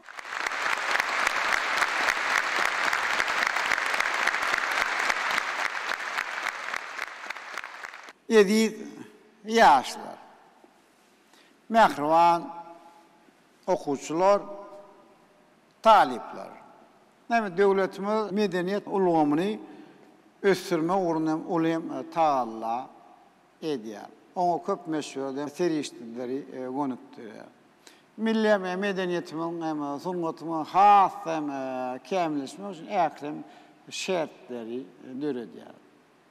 Ulum madden canlıyan biniyadını puktulundurmak, zihini hem hünermenleri tayarlamak konuşumu ulu işleri alıp var ya. Payitahtımızda hem vilayetlerimizde kurulan tiyatrlar, kitapxanalar, muzeyler, medeniyet öyledir hem böyle ki medeni hem binalar, aydıranlar hem aydın hem şayaklık ediyor. Öy halkının hem durmuş medeniyetin hem ayrılmaz böyle oldu. Türkmen oyununa devletten maslahatlar ediliptir. Hem deyapten uğralıp ehlem vilayetlerimizde milli binagarlık ayrıtınlıklarını hem özünde cemleyen Türkmen hem binalarını kurduk. Halkının bir kadimden gelen mihman söyürlüğün hem de medeniyetin hem öz oluşu nişandır. Eri diyarına belirlenen hem şanlı senelerden hem bayramlar, halklar hem çareler medeniyet hem ulumunun ul hem rovaşlıkları hem beslerini yardımını görküyor. Şöyleme Levap olayetinde geçirilen medeniyet hem hepteli Türkmen hem medeniyetin bu hem sunutunun kazananlarını, milli hem kımmatlıklarımızı hem dünya yaymaktan teyade hem mümkünçülük açtı. Edip yaşlar, mehrivan okuvchilar hem talipler. Neme dövür geçiyor, onun için biz hem dövür ovap durmuşta hareket etmekle hem teyade hem karayışlara yok mansurat üns vermeli. Ne dünyada medeni diplomasi, devlet siyasetinin mühim hem böyle yok, bunlar hiç vakit üstünden hem düşürmeyen geliniyor. Hem bu işte UNESCO'nun yakın hem hizmetdaşımız hazaplıyor. Yani kadimi merun, köyndürgenzün, nusoyun, UNESCO'nun bütün dünya mirasının hem sanavına girmeyi, görül hem desansılık, sunutunun hem küştep aydın hem tans, Desun Türkmen milli hem halısılık sunutun hem adamların maddi değil, meden hem mirasın sanavına koşulma olur. Bizim hem alpara hem giyin gerimli, medeni, almem diplomasiyamın hem dünyada karar edileyenin hem aydın suutnaması. Etip bola yakın yıllarda Aşgabat şäherine UNESCO'nun şäherinin dürüjülük hem toruna biriktirer. Dutar yasamak tenetçiliği.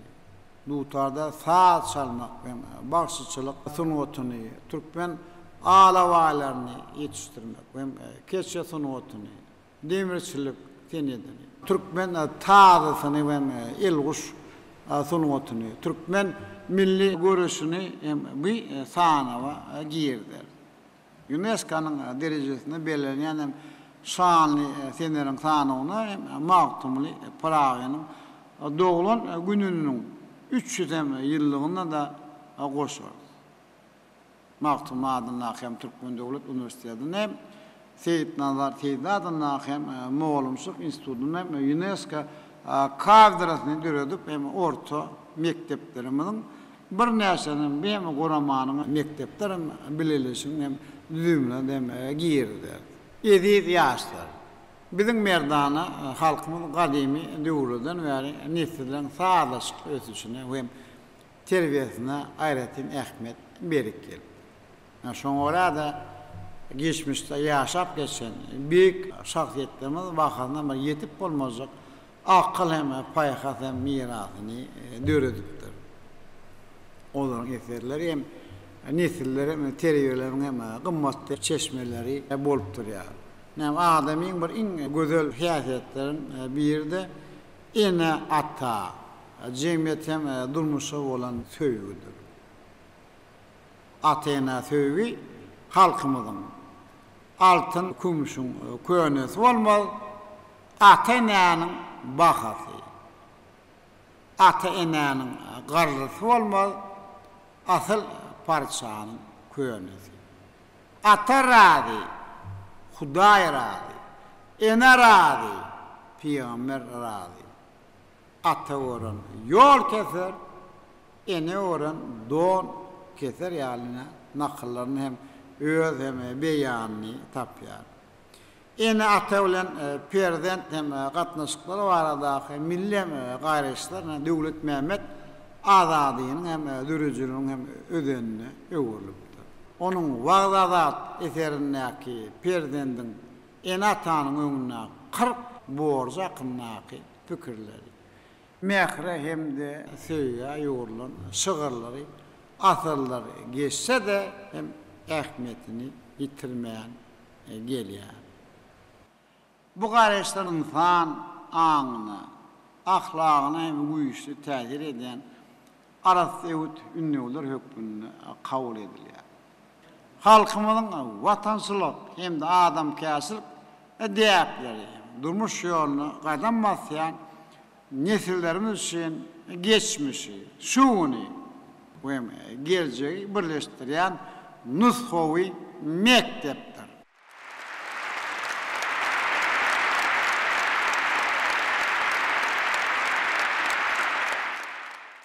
Mehriban yaşlar. Vatana olan söýgü yürekde orun alan en näzik ve päkide duygulardır. Onun gymmatyny hiç zat bilen ölçäp bolmaz. Yürekden çykýan sözüň hem ýüregi barşy ýaly ihlas bilen başyna barylan iş hem bitmeýän galmaýar. Her bir işe yürekden ýapyşyp merdana halkymyzyň adyny hakkın belinde götürmek. Başımın hem tacinin deyen iri vatanımızın şöhrat koşmak sizin esası borcunuzdur.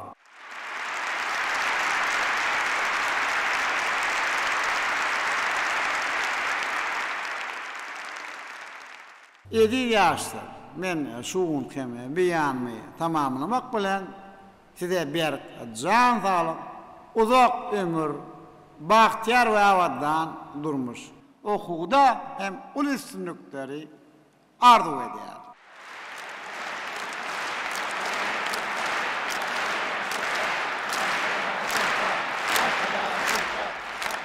Mehriban yaşlar. Ne bugün biz sizinle duşmak bilen köp işler. Umuman durmuş hem sorular oyunca fikir alıştı.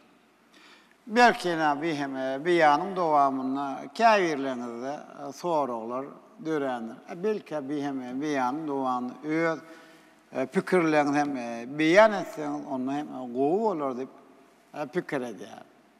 Ne edi yaşlar kimde soru ya oy pikir döredi. Sizde sorun mu ya oy pikir? Oy pikir. Oy pikir olsa ne geçin münbere baş üstüne. Salam mehriban arkadaşım. Men Niyaz Fadynak Türkmenowa Hocalyk Üniversitetining 5-nji ýyl talebi Gülsenem Oradwaliýewa. Gahrman arkadaşım, şu ajaýyp pursatda öz oy pikirimi beýan etmek üçin ul hormat bilen sizden haýyş edýärin. Belent mertebeli arkadaş prezidentimiz sizi Türkmenistan parahatçylyk we ynanşmaň watan ýylyna giňden belenilýän bilimler we talip ýaşlar güni bilen tüýs ýürekden gutlaýarys.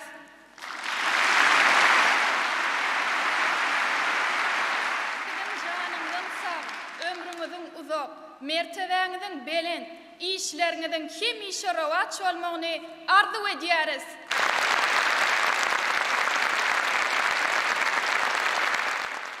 Gahrman arkadaşymyz, siziň 2021-2022-nji täze okuw ýylynyň ilkinji gününe beren okuw sapaňyz çuňurmany mazmuna eýe bolup, her birimizde ýakymly pursatlar paýlady. Bayramçylyk ruhuny hasa belende götürdi. Mukaddes garaşdyrlygymyzyň şanly 30 ýyllyk bayramynyň toýlanylýan aýynyň bu möhüm wakasynyň şaýady bolmak uly bagtdyr. Mehriban arkadaşymyz, siziň 2021-2022-nji täze okuw ýylyna ýokary muallimçilik ustatlygyňyz bilen okuw sapagyna watanymyzyň okuny tüşine gönükdirilen giň ýerimli maksatnamalar, düýüpli özgertmeler hakyndaky täsirli çykyşyňyz, şanly ötüşler, yeňişli üstünlükler, belent maksatlar baradaky buýsançly sözleriňiz, atalyk öwüt ünnäwleriňiz, şam çyrakmy nur saçýan arzu umytlaryňyz biziň kalbymizi joşa getirdi. Maftumly Pragynyň beýik akyllar şahir derejesine göterilmegine, onuň beýik pederi Döwlet Mehmet Azady ýaly Ustad halifasynyň hyzmaty ullar. Täze okuw ýylynyň ilkinji sapagyna siziň muallimçilik ustadlygyňyzyň ömrüni asylly käre, muallimçiliге bagş eden mehriban ataňyz Berdimuhammed Anaýewdan, mehriban kıblaňyz Mel Kulagadan gözbaş alyp gaýdýanlygyny hemde siziň beýik halifalarymyzyň ýoluny münasip dowam etdirýänligiňi gördük. Türkmeniň beýik arkadaş ogluny sizi dünýä beren mehriban enäniň oglawa dejemiziň nusgalyk ömür ýoly, mehir siňdirilen çeper el işleri, ehli gelin gyýlar üçin görelli mektebidir. Kämil sunugatyň ebedilik mukamydyr. Gahrman arkadaşymyz, garaşdyr bitarap watanymyzda siziň döretmek we gurmak ýoluňyz bilen agdy birligimizde, watan söýjüligimizde, zähmet söýerligimizde daýanyp täze belent maksatlara ýetmek ýaşlaryň mukaddes borjydyr. Mehriban prezidentimiz, siziň parasatly baştonyňyzda bugün bagtyar ýaşlar bolan biz beden we ruhy taýdan sagdyn ösýäris, ilim bilim öwrenýäris, döredijilikli zähmet çekýäris. Mehriban arkadaşymyz, siz ediz watanymyzyň beýik geljeginiň, mehriban halkymyzyň bagtyar we awadan durmuşda ýaşamagynyň hatyrasyna gönükdirilen tutumly maksatlaryňyzyň üstünlikli durmuşa geçirilmegine, ýaşlaryň öň hatarda bolmagyny nesihat edýärsiňiz. Beýik maksatlar üçin biz ýaşlar gujur gaýrat bilen okarys, öwreners, pek ýürek bilen döredijilikli, ihlasly zähmet çekeriz. Belent watan söýjüligimiz, agdy birligimiz bilen täze ýeňişlere we üstünliklere ýeteriz. Ediz arkadaşymyz, siz şahsy görelläňiz bilen biziň her birimiz üçin watanyň beýik, watanyň gymmatly düşünjeleriň ýokdugyny öňe sürýärsiňiz. Siziň ata watan, mukaddes toprak, gözümüziň görüjidir, başymyzyň täjidir diýen parasatly sözleriňiz, watan söýjülik, mertlik haqqında öğüt ünnäwleriniz, nusgalyk görelleriniz bizi döwrewap terbiýelemäge ýardam edýär. Bagtyar, eşretli durmuşda yaşamağımız, okumağımız, zähmet çekmegimiz, din almağımız için edýän atalyk aladalarımız için size çeksiz sağ bolsun aýdýarys.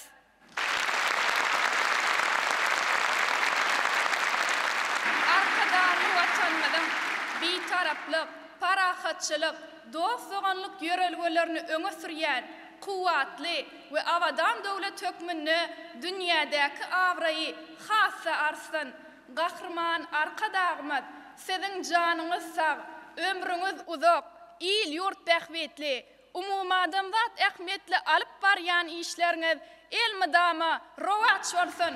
Arkadagy şöhret, watana şöhret.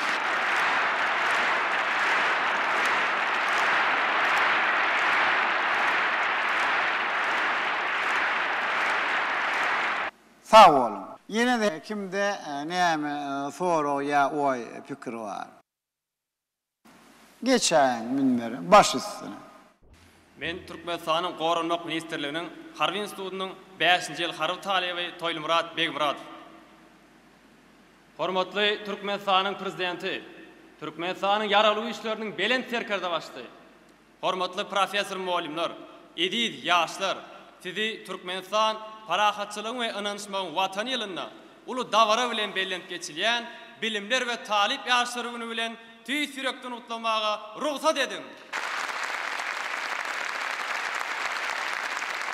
Hormatly belend serkerde başdy. Biz watan goragçylary Türkmenistanyň garaşdyrlygynyň şany 30 ýyllyk bayramçylygynyň öňe tiratynda geçirilýän bugünkü okuw sapagyna siziň sözlän çuň manyly çykyşyňyzy, paýhasly pikirleriňizi, bilim, ulum bolgamlaryny hil taýdan ösürmekde, berk dünýäde öwriljek maksatnamalaryňyzy ýeti zekiliňizde hormat goýup, ruhy belendlik bilen diňledik. Siziň ýurdumyzyň bilim, ulum bolgamyny ösürmegiň esasy urlary boýunça aýdanlaryňyz, milli bilim bolgamyny dünýä derejesinde döwrewaplaşdyrmak baradaky maslahatlaryňyz, pedagogik ustatlygyňyz biz talip ýaşlarda uly buýsanç duýgusyny öğretdi. Hormatly prezidentimiz, siz ýurdumyzda milli bilim bolgamyny ösürmeklige döwlet siýasatynyň möhüm uğur hökmünde garaýaňyz. Siziň ýadawsyz aladalaryňyz netijesinde häzirki wagtda ýurdumyzyň harby hukuk goraýjy edaralarynyň ýokary hemde ýöreteleşdirilen okuw mekdeplerine harby talipleriň, harby okuwçylaryň ýokary hili bilim terbiýe almaklary, hünär öwrenmekleri üçin döwrewap şertler döredilýär.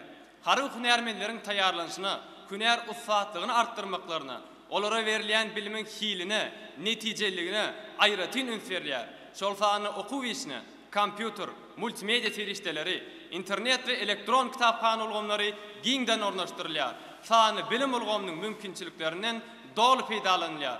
Şeýle göwün göterji işleriň netijesinde ediz watanymyzda harby bilim, harby sungat döwür bilen deň gadam urýar.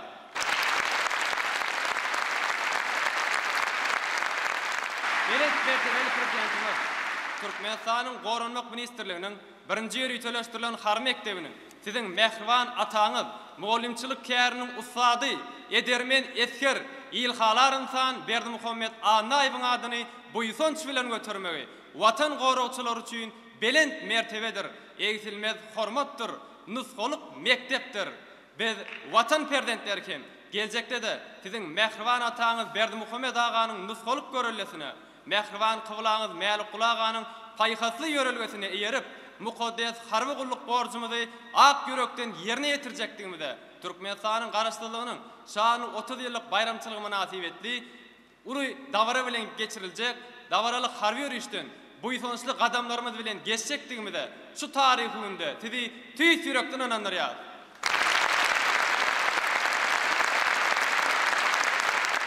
Gahryman arkadaşlar, sizin parasatlı ýolbaşçylygyňyzda Türkmenistan dünýäde we sebitde durnukly ösüş ýoluna düşen parahatçylygy ündöýüji döwlet bolup çykýar. Goranç we parahatçylyk süýçilik siýasety eýe bolan harby doktrinamyz hem şu ýörelgelere esaslanýar. Şeýle bolan soň milli goşunumyzyň düzümde gulluk etmek, okumak, küner öwrenmek, ýüregi watan diýip telwat edýän her bir türkmen raýatynyň ardugyny urlýar. Watana bolan söýgi biziň her birimiziň aňymyzda baky ýaşaýar. Hormatly prezidentimiz, belent terkarda başymyz. Milli bilim ulgamda durmuşa geçirýän giň möçberli özgertmeleriňiz, harby bilimiň, harby sunugatyň ösme uğruna döredip berýän mümkinçilikleriniz üçin size köp sawabyn aýdýar. Siziň janyňyzyň sag, ömrüňiziň uzak, belent başyňyzyň aman bolmagyny, döwletli işleriňiziň hemişe rowaj almagyny tüýs ýüregimizden arzu edýär. Arasty baky bir tarap watanmyza, mehriban halkymyza, Türkmenistanyň hormatly prezidentine, Türkmenistanyň yaraly güýçleriniň belent terkerda başlygyna gulluk edýär.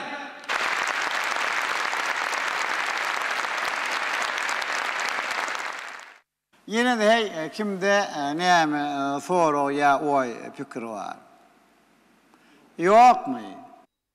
Soňra hormatly prezidentimiz çeýre gatnaşýanlaryň ardy güstegleri bilen gyzyklanyp, olardan haýsydyr bir sowal dören bolsa, sorap biljekliklerini aýtdy.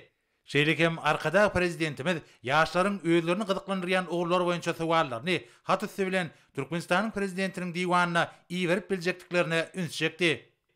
Soňra mehriban arkadagymyz ýaşlary ýüzlenip şeýle diýdi.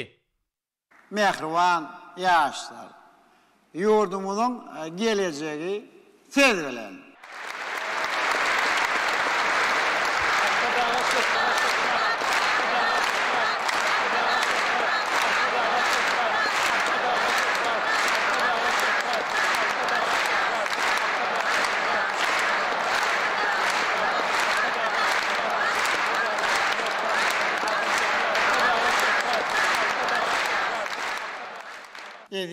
Yaşlar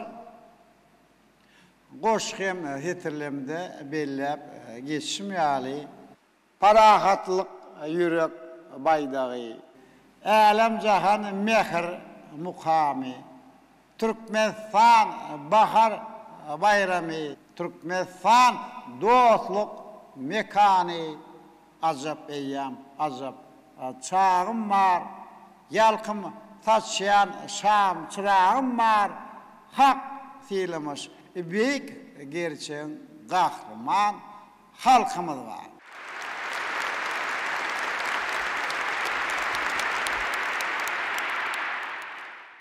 Mehriban ve edil yaşlar. Sevgili öňe diňe öňe can vatanın Türkmenistan.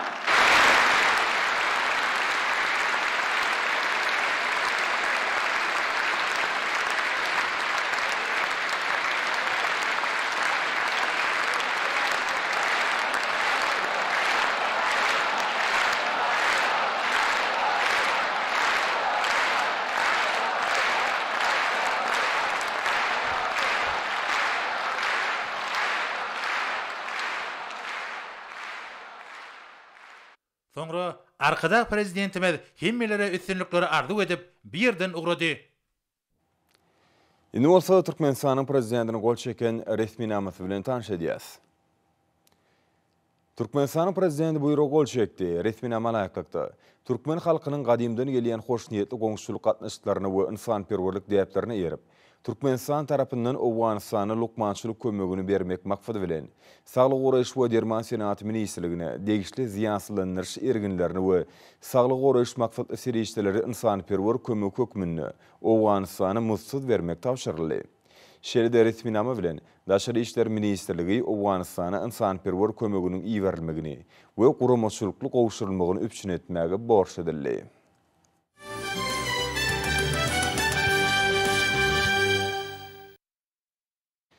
Berqarar watanymyzyň şahar künjüne gurulýan we gurulyp ulanma berilýän belent binalaryň, owadan imaratlaryň sany gün saýyn artýar. Beýle gurulyp ulanma berilýän desgalar özüniň ajaýyp binagarlyk keşif bilen owadyr şäherlerimiziň gözelligine görk goşýar. Täze okuw ýylynyň ilkinji güni bilimler we talip ýaşlar güni we şany garaşdyrmydyň 30 ýyllyk münasibetli diýarymyzyň ahal we lewap ulatlaryny iň kädirki zaman talaplaryna laýyklykda bilim ojaklarynyň birnäçe gurulyp ulanmagy berildi. Munyň özi hormatly prezidentimiň berkarar döwletimiň bagtýarlyk döwründe amala aşyrýan bilim özgörtmeleriniň ajaýyp meýwesidir. Bu ýetýärde deskalaryň açylyş dawarlary münasibetli geçirilen bayramçylyk çäýerlerini mektep okuwçylary bilen birlikde ir sylaly ýaşlar we mehrem iniler uly hormat bilen gatnaşdylar. Türkmenistan Parahaçylyň we Inançmaň watan ýylynyň täze 2021-2022-nji okuw ýylyny Akal welaýatynyň Göktepe trawynyň Babara owasynyňky Annak Tähet Muratov adyna ýürütüleşdirilen 42-nji orta mekdebiň dawraly ýagdaýda ulanmagy berilmegi Mehriban arkadagymyň ýurdumyzda ötüp gelýän ýaş nesil hakda edýän tagallatynyň bimeşördigini ýene bir gede gaýdyň suwd etdi. Göktepe trawynyň Babara owasyna täze bina edilen 2 gatly 960 orunluk ýürütüleşdirilen täze mektep binasy Akal welaýat häkimliginiň buyurmasy esasynda yerli ajaýyp guruluşy hususy guruluş kärhanat tarapyndan bina edildi. Owanyň binagarlyk keşif bilen özara talaşyp oňa özöçlü gözellik saýan bu täze mekdebiň açylmagyna bagyşlanyp dawara guruldy.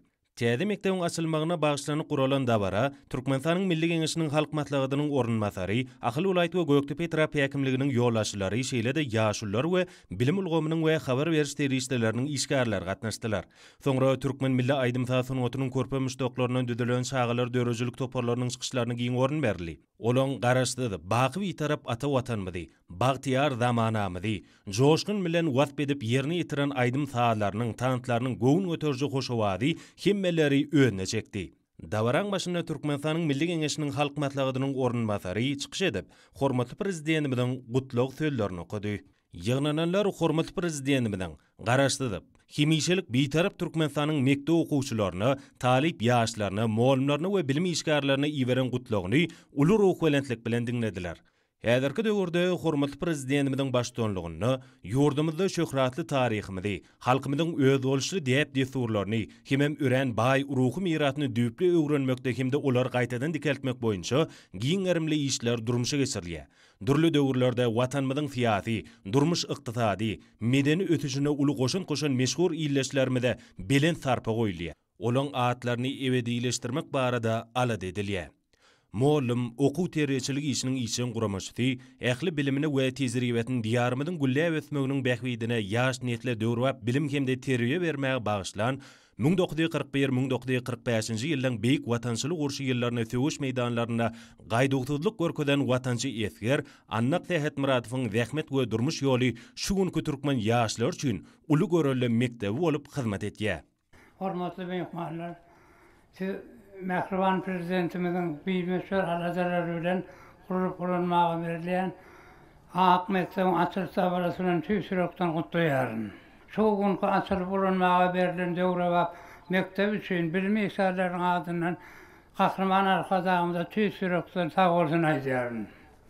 Hormatly mehmanlar, şu mektebe meniň muallim Annak Tähet Muratowyň adynyň dakylmagy ören münasibetini belläsim gelýär. Şeýle ajaýyp adamyň adynyň dakylmagy hormatly arkadagymyň bilim ulgamynyň işgärlerini goýan sarpasydyr. Bize ajaýyp döwre bap mektebi gurup ulanmagy berilen Mehriban prezidentimize köp sag bolsun aýdýaryn. Hormatly adamlar, hormatly dawara gatnaşjylar. Ömrüni we akbaryny watana bagyşlan insanlar taryhan halkan hakykatyny çykarmaýar.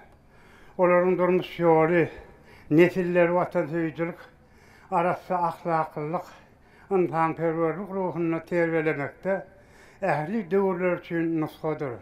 Gahrman arkadagymyz şeýle şahsiýetleri hemişe hatyralaýar. Magtumul Pragynyň ädem içre adam gelme at geber diýýäli, olaryň adyny awraýyny belinde göterýär. Hormatly prezidentimiň nagtaşýar beýik şahsiýetleriň durmuşy tutuş halkymyz aýratynla ýaşlar üçin görelli mektebidir. Ana şuň Göktepe trawynyň Babara owasyna dawrada açylýan 42-nji orta mektebi görelli zähmet çeken ustad muallim watançy esger owadaşymyz Annak Tähet Muratowyň adyny dakylmagda ören ýerlikli çözgüt bolup Bizim göğün osumuzu belende ötördü. Annak Sahat Muradov 1909-njy ýylda Göktepe Trawynyň babary bobasyna doguldy. Trawyň çägine ýerleşen mekteplerde muallim hem de mektep müdiri bolup bir näçe ýyl zähmet çekdi.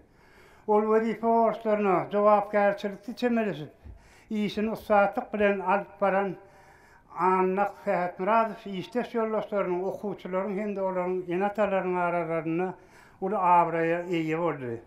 Köp ýylların dowamyna bilim ulgamyna akyrekden halal zähmet çeken Annak Sahat Muradov ýaş muallimlaryň işine de ýakyndan ýardam berdi. Halifa şägertlik ýörelgesini östürdi. Soňa görä ol ustad muallim hökmüne etrawyň ähli ilatynyň arasynda uly hormat kazandy.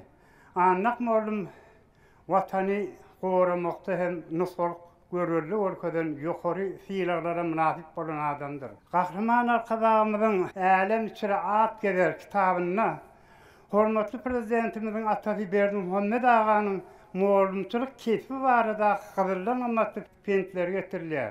Şol pentlerden birini ýaşdasym gelýär. Muallim çağalara terbiýe berýärkä, özüniň adaty bir adam da onu unutup hakyky muallim bolmalydyr. Hakyky muallim adam kärçiligiň çür başyna çykmagydyr. Ine obadaşym Annak muallim hut şeýle hakyky muallimlerden bu mektepde bilim alan ýaşlarymyz Annak muallimiň ýaly ustatlaryň ýolunu dowam etdirjek kämil nesiller bolup ýetişerler. Beýik garaşdyrmamyň şanly 30 ýyllygyny bayram edýän günlerimizde Türkmenistan parahatçylygyň we anansmagyň watan ýylyna açylyp ulanmaga berilýän täze mektep üçin gahrman arkadaşymyza tüýs ýürekden alkyş aýdýar. Hormatly prezidentimiziň jany sag, bilen baş aman, işler hemişe rowat bolsun. Ähliňiz täze okuw ýyly bilen bilimler we talip ýaşlaryny bilen tüýs ýürekden gutlaýaryn. Davara gatnaşýan hormatly mihmanlar, erir adamlar, tutuş ýurdumyzda, ak mekteplerde ilkinji jaň davarasyna geçirilýän günü biziň maşgalamyz üçin aýratynla şatlykly gün boldy. Bugün hormatly prezidentimiziň beýik sahabaty bilen ömrüni mugallimçilik kärine bagyş eden ýaş nesle bilim we terbiýe beren oba arasyna Annak mugallim ady bilen tanalýan kakanyň ruhy şat boldy. Bawaryp obasyna täze gurulup ýürüteleşdirilen 42-nji orta mektebe kakam Annak Sahat Muradowyň ady takylmagy maşgalamyzda egsilmez buýsanç döretdi. Bu hormaty üçin hormatly prezidentime ine ýüregimden alkyş aýdýaryn. Halkymyzyň arasynda ulusyny filan beg bolur diýen dany pähim bar. Hormatly prezidentimiz ýaşuly nesli fiilap, çoňur hormat goýup, biziň pederlerimizden dowam edip gelýär. Onuň üçin hormatly prezidentimize söýgüýümiziň, buýsanjymyzyň hem çägi ýok. Hormatly prezidentimiziň rowşan geljegimiz bolan ýaş nesli çoňur bilim, terbiýe almak üçin amatly şertler döretýär. Mugallim diýen arzyly käniň eýelerine uly hormat sarpy goýýar. Bu hormat biziň öz maşgalamynyň mysalyny görüp begenjimizden tolgunman durup bilemizok. Hormatly prezidentimiziň tagallalary bilen obamyzda täze gurulan kakam Annak Sahat Muradowyň adyny göterýän mektebe bugün ilkinji gezek gadammasyan ajaýyp zamanamyzyň gadyr gymmaty bilen diňe bäşlik bahalar okumaklaryny geljekde ilhalar, watan söýüji, oğul gyzlar bolup ýetişmeklerini ene ýüregimden arzu edýärin. Hormatly adamlar, hormatly prezidentimiziň bugünkü hoş habary biziň agzyber maşgalamyzy egsilmez şatlyk buýsanjy besledi. Ýerin kıblamy hatyrlady. Hormatly prezidentimize ýene de bir gezek alkyş aýdýaryn. Jany sag, ömrü uzak bolsun. Bizi fiilany Allah fiilasyn.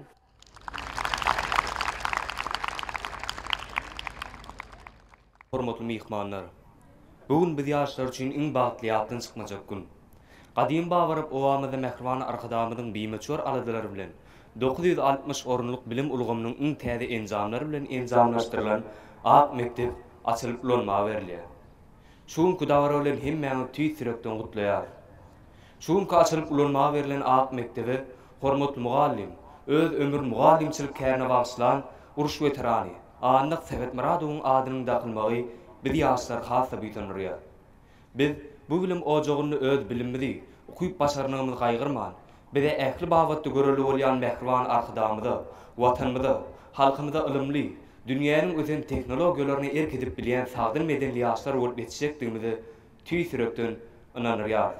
Şeýle dawarly günni Mehriban arkadamyzyň biz ýaşlar üçin döredip berýän ähli ajaýyp şertler üçin köp sawgalyny ýar. Mehriban prezidentimiziň janynyň sag, ömrüniň uzak, belent başynyň aman, döwletli işleriniň hem işara açylmagyny tüýsürekden arzu edýär. Gelipdir berkararlyk zamanysy bilim siýasaty öňe sürilýär. Gurup berdiň ak mermerden mektebi Mehriban atam jansyzy alkyşaýar. Dawaraň dowamyny şu mektebin guruluşyna zähmet çeken guruluşçylary Mehriban arkadagymyzyň adyndan gymmat bahaly sowgatlar gowşurly. Şondan soňra dawara gelen mehmanlar il tiýlegli ýaşulyň akbata bermegi bilen täze mektep binasy bilen tanışyp başladylar. Täze okuw ýylyna bilim ojaklaryny gadammadan körpeleri, hormatly prezidentimiň adyna notebook kompýuterler dawaraly ýagdaýda gowşurly.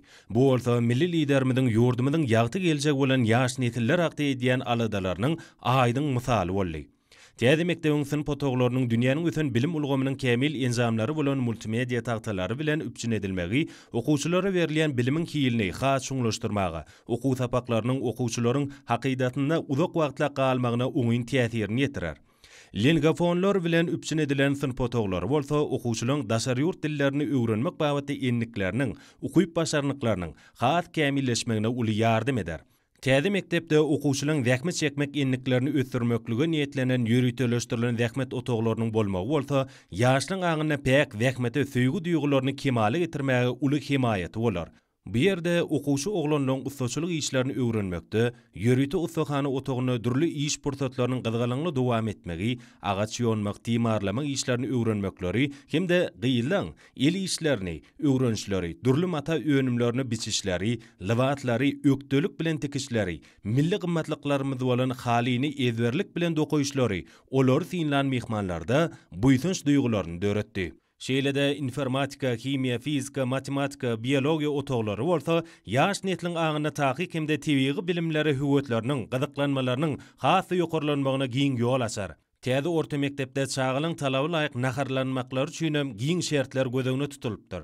Maksady bu ýerde ýaş netliň döwrüp bilim terbiýeli, giň göz ýetimli, berk bedenli, sagdyn urukly, watany wepaly, zähmetýär adamlar bolup ýetişmekleri üçin döredilen giň mümkinçilikler olary şaýat bolan iýleşlerimiň kalbyna mehr hem gowunç şuglatyn şaýdy.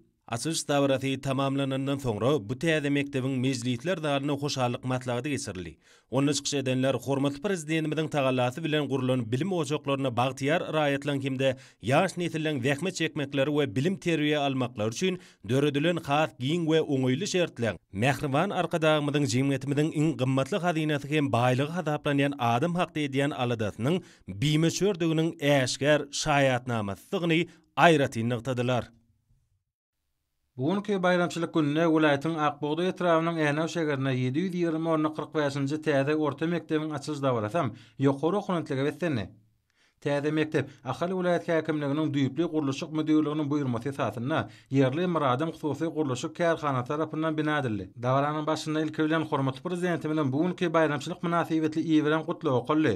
Dawarada edilen çykyşlarda ýaş nesle döwrüwa bilim we terbiýe bermekde, gurulyp bolmagy berilýän täze döwrüwa bilim ojaklary üçin hormatly arkadagymyza alkyş sözleri beýan edildi. Bu ýerde täze bilim ojagynyň ulanmagy bermegi münasibetli guralan çärede çağılar döredicilik toporlarynyň çykyşlaryna ulanma berildi.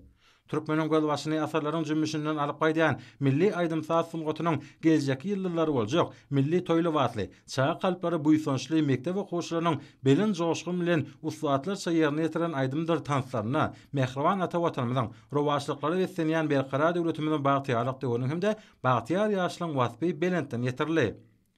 Dabarada täze okuw ýyluna bilim ojaklaryna gadam basan körpeleri, hormatlar kadamynyň adyndan notebooklar dabaraly ýagdaýda oşurly. Bu bolsa milli liderimiziň ýurdumyzyň ýagty geljegi bolan ýaş nesiller hakda edýän çäksiz aradalarnyň aýdyň mysallar. Mihmanlar bir ýerde ösüp gelýän ýaş nesli kämil, bilim terbiýeli adamlary yetişdirmek babatda ähli şertleriň döredilenligine magat göz ýetirdiler.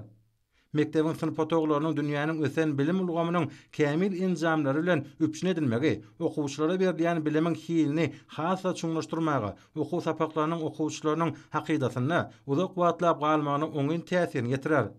Täze mektepde okuwçylaryň zähmet çekmek enliklerini ösdürmeklige niýetlenen ýürütileşdirilen zähmet otoglarynyň bolmagy bolsa, ýaşlaryň aňyna pek zähmete söýgü duýgularyny kemale getirmäge ul kemayet bolar.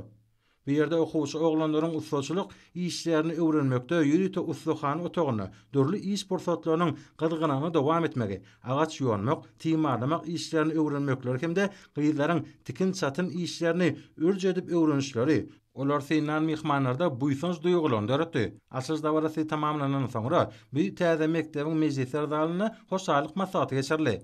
Onunla çıkış edenler hormatlar kadamynyň tagalasy bilen gurulýan bilim ojaklaryna bagtyar raýatlaryň hemde ýaş nesilleriň zähmet çekmekleri we bilim terbiýe almaklary üçin döredilen has giň hem oňyly şertleriň milli liderimizin jemgyýetimiziň iň gymmatly hazynasy hem baýlygy hasaplanýan adam hakda edýän aladasynyň biýmeşördiginiň aýdyň şaýatnamasyny aýratyn belediler.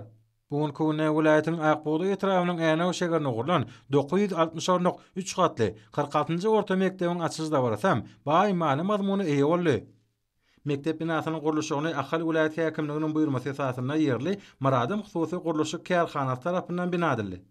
Dawaranyň başyna ilki bilen hormatlar kadamynyň bugünkü şany bayram münasibetli iýilen gutlagy golly. Hormatly prezidentimiň gutlagy uly ruhlandlyk bilen kabul edildi. Çıkış edenler davaratnyjylary bilimler we talip ýaşlar güni bilen gutlap, türkmen halkyny şeýle derejeli döwrana ýetiren hormatlar kadamyda ýyl ýurt bäkbetli işlerine üstünlükler mesela parahatçylyk we ynançman watan ýeriniň wasby belentini ýetirli. Soňra dawara gelen mihmanlar täze mektep binasy bilen tanışdylar. Dawarada täze okuw ýylyna bilim ojaklaryna gadam basan körpeleri, hormatly prezidentimiň adyndan notebooklar dawaraly ýagdaýda oşurly. Bu bolsa arkada prezidentimiň ýurdumynyň ýagty geljegi bolan ýaş nesiller hakda edýän çäksiz aladalarynyň aýdyň mysallar. Mektep okuwçylary täze gowuşulan notebooklar üçin arkada prezidentimizle alkyş hem hoşalyk sözlerini aýtdylar. Täze mektebiň häzirki zaman ösen bilim ulgamynyň iň kämil injamlary bolan multimedia tagtalary, kompýuterler bilen üpçün edilen sınıf otoglaryna, okuwçylaryň özlerine berilen ýumuşlary öz başlyk ýerine ýetirişleri, dersleri çuňlaşdyryp özleşdirişleri, şeýle-de daşary dillerini öwrenmekler üçin niýetlenen ilgafon otoglaryna dil öwrenmek enlikleriniň kämilleşdirişleri mihmanlarda ajaýyp täsir galyrdy. Täze mektepde okuwçylaryň zähmet çekmek enliklerini ösdürmeklige niýetlenen ýürütileşdirilen zähmet otoglarynyň bolmagy bolsa, ýaşlaryň aňyna pek zähmete söýgü duýgularyny kemale getirmäge uly kemayet bolar. Mektebiň sport zallaryna gurulan sport ýaşlarym çekileşlik häsiýetde eýe boldy. Bu ýerde ýaşlaryň arasynda sportyň durly görnüşleri boýunça gurulan sport ýaşlary has ökdeler we izlerler ýüze çykardy. Soňra bugünkü täze mektebiň açylyp bolanmagy bermek münasibetli geçirilen hoşalyk maslahatam ýokary okunatligi wetenni.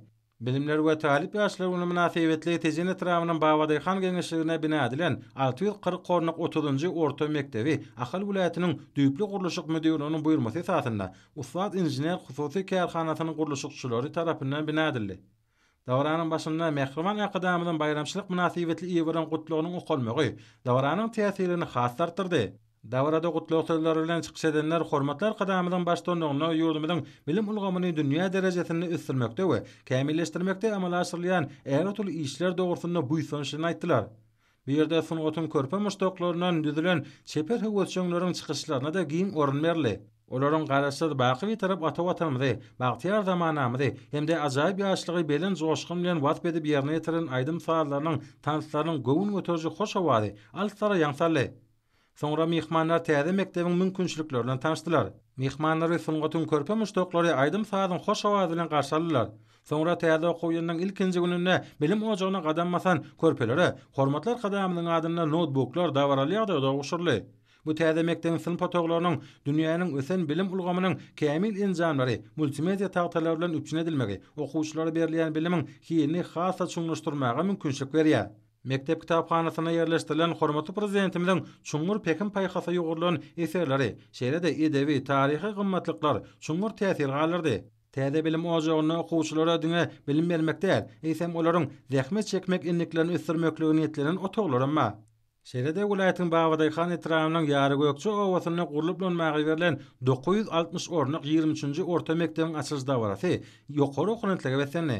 Welaýat häkimliginiň düýpli guruluşyk müdürlüğiniň buýrmasy esasyna ýerli Ustat inженер hususy guruluşyk kärhanasynyň Ustat guruluşykçylar tarapyndan bina edilen bu 2 gatly 960 ornak täze mektep jaý, owanyň barha gözel görke gelýän binagärlik keşfi bilen öýdara sağlaşygy kemmelerde gowun göterji duýgular döredýär.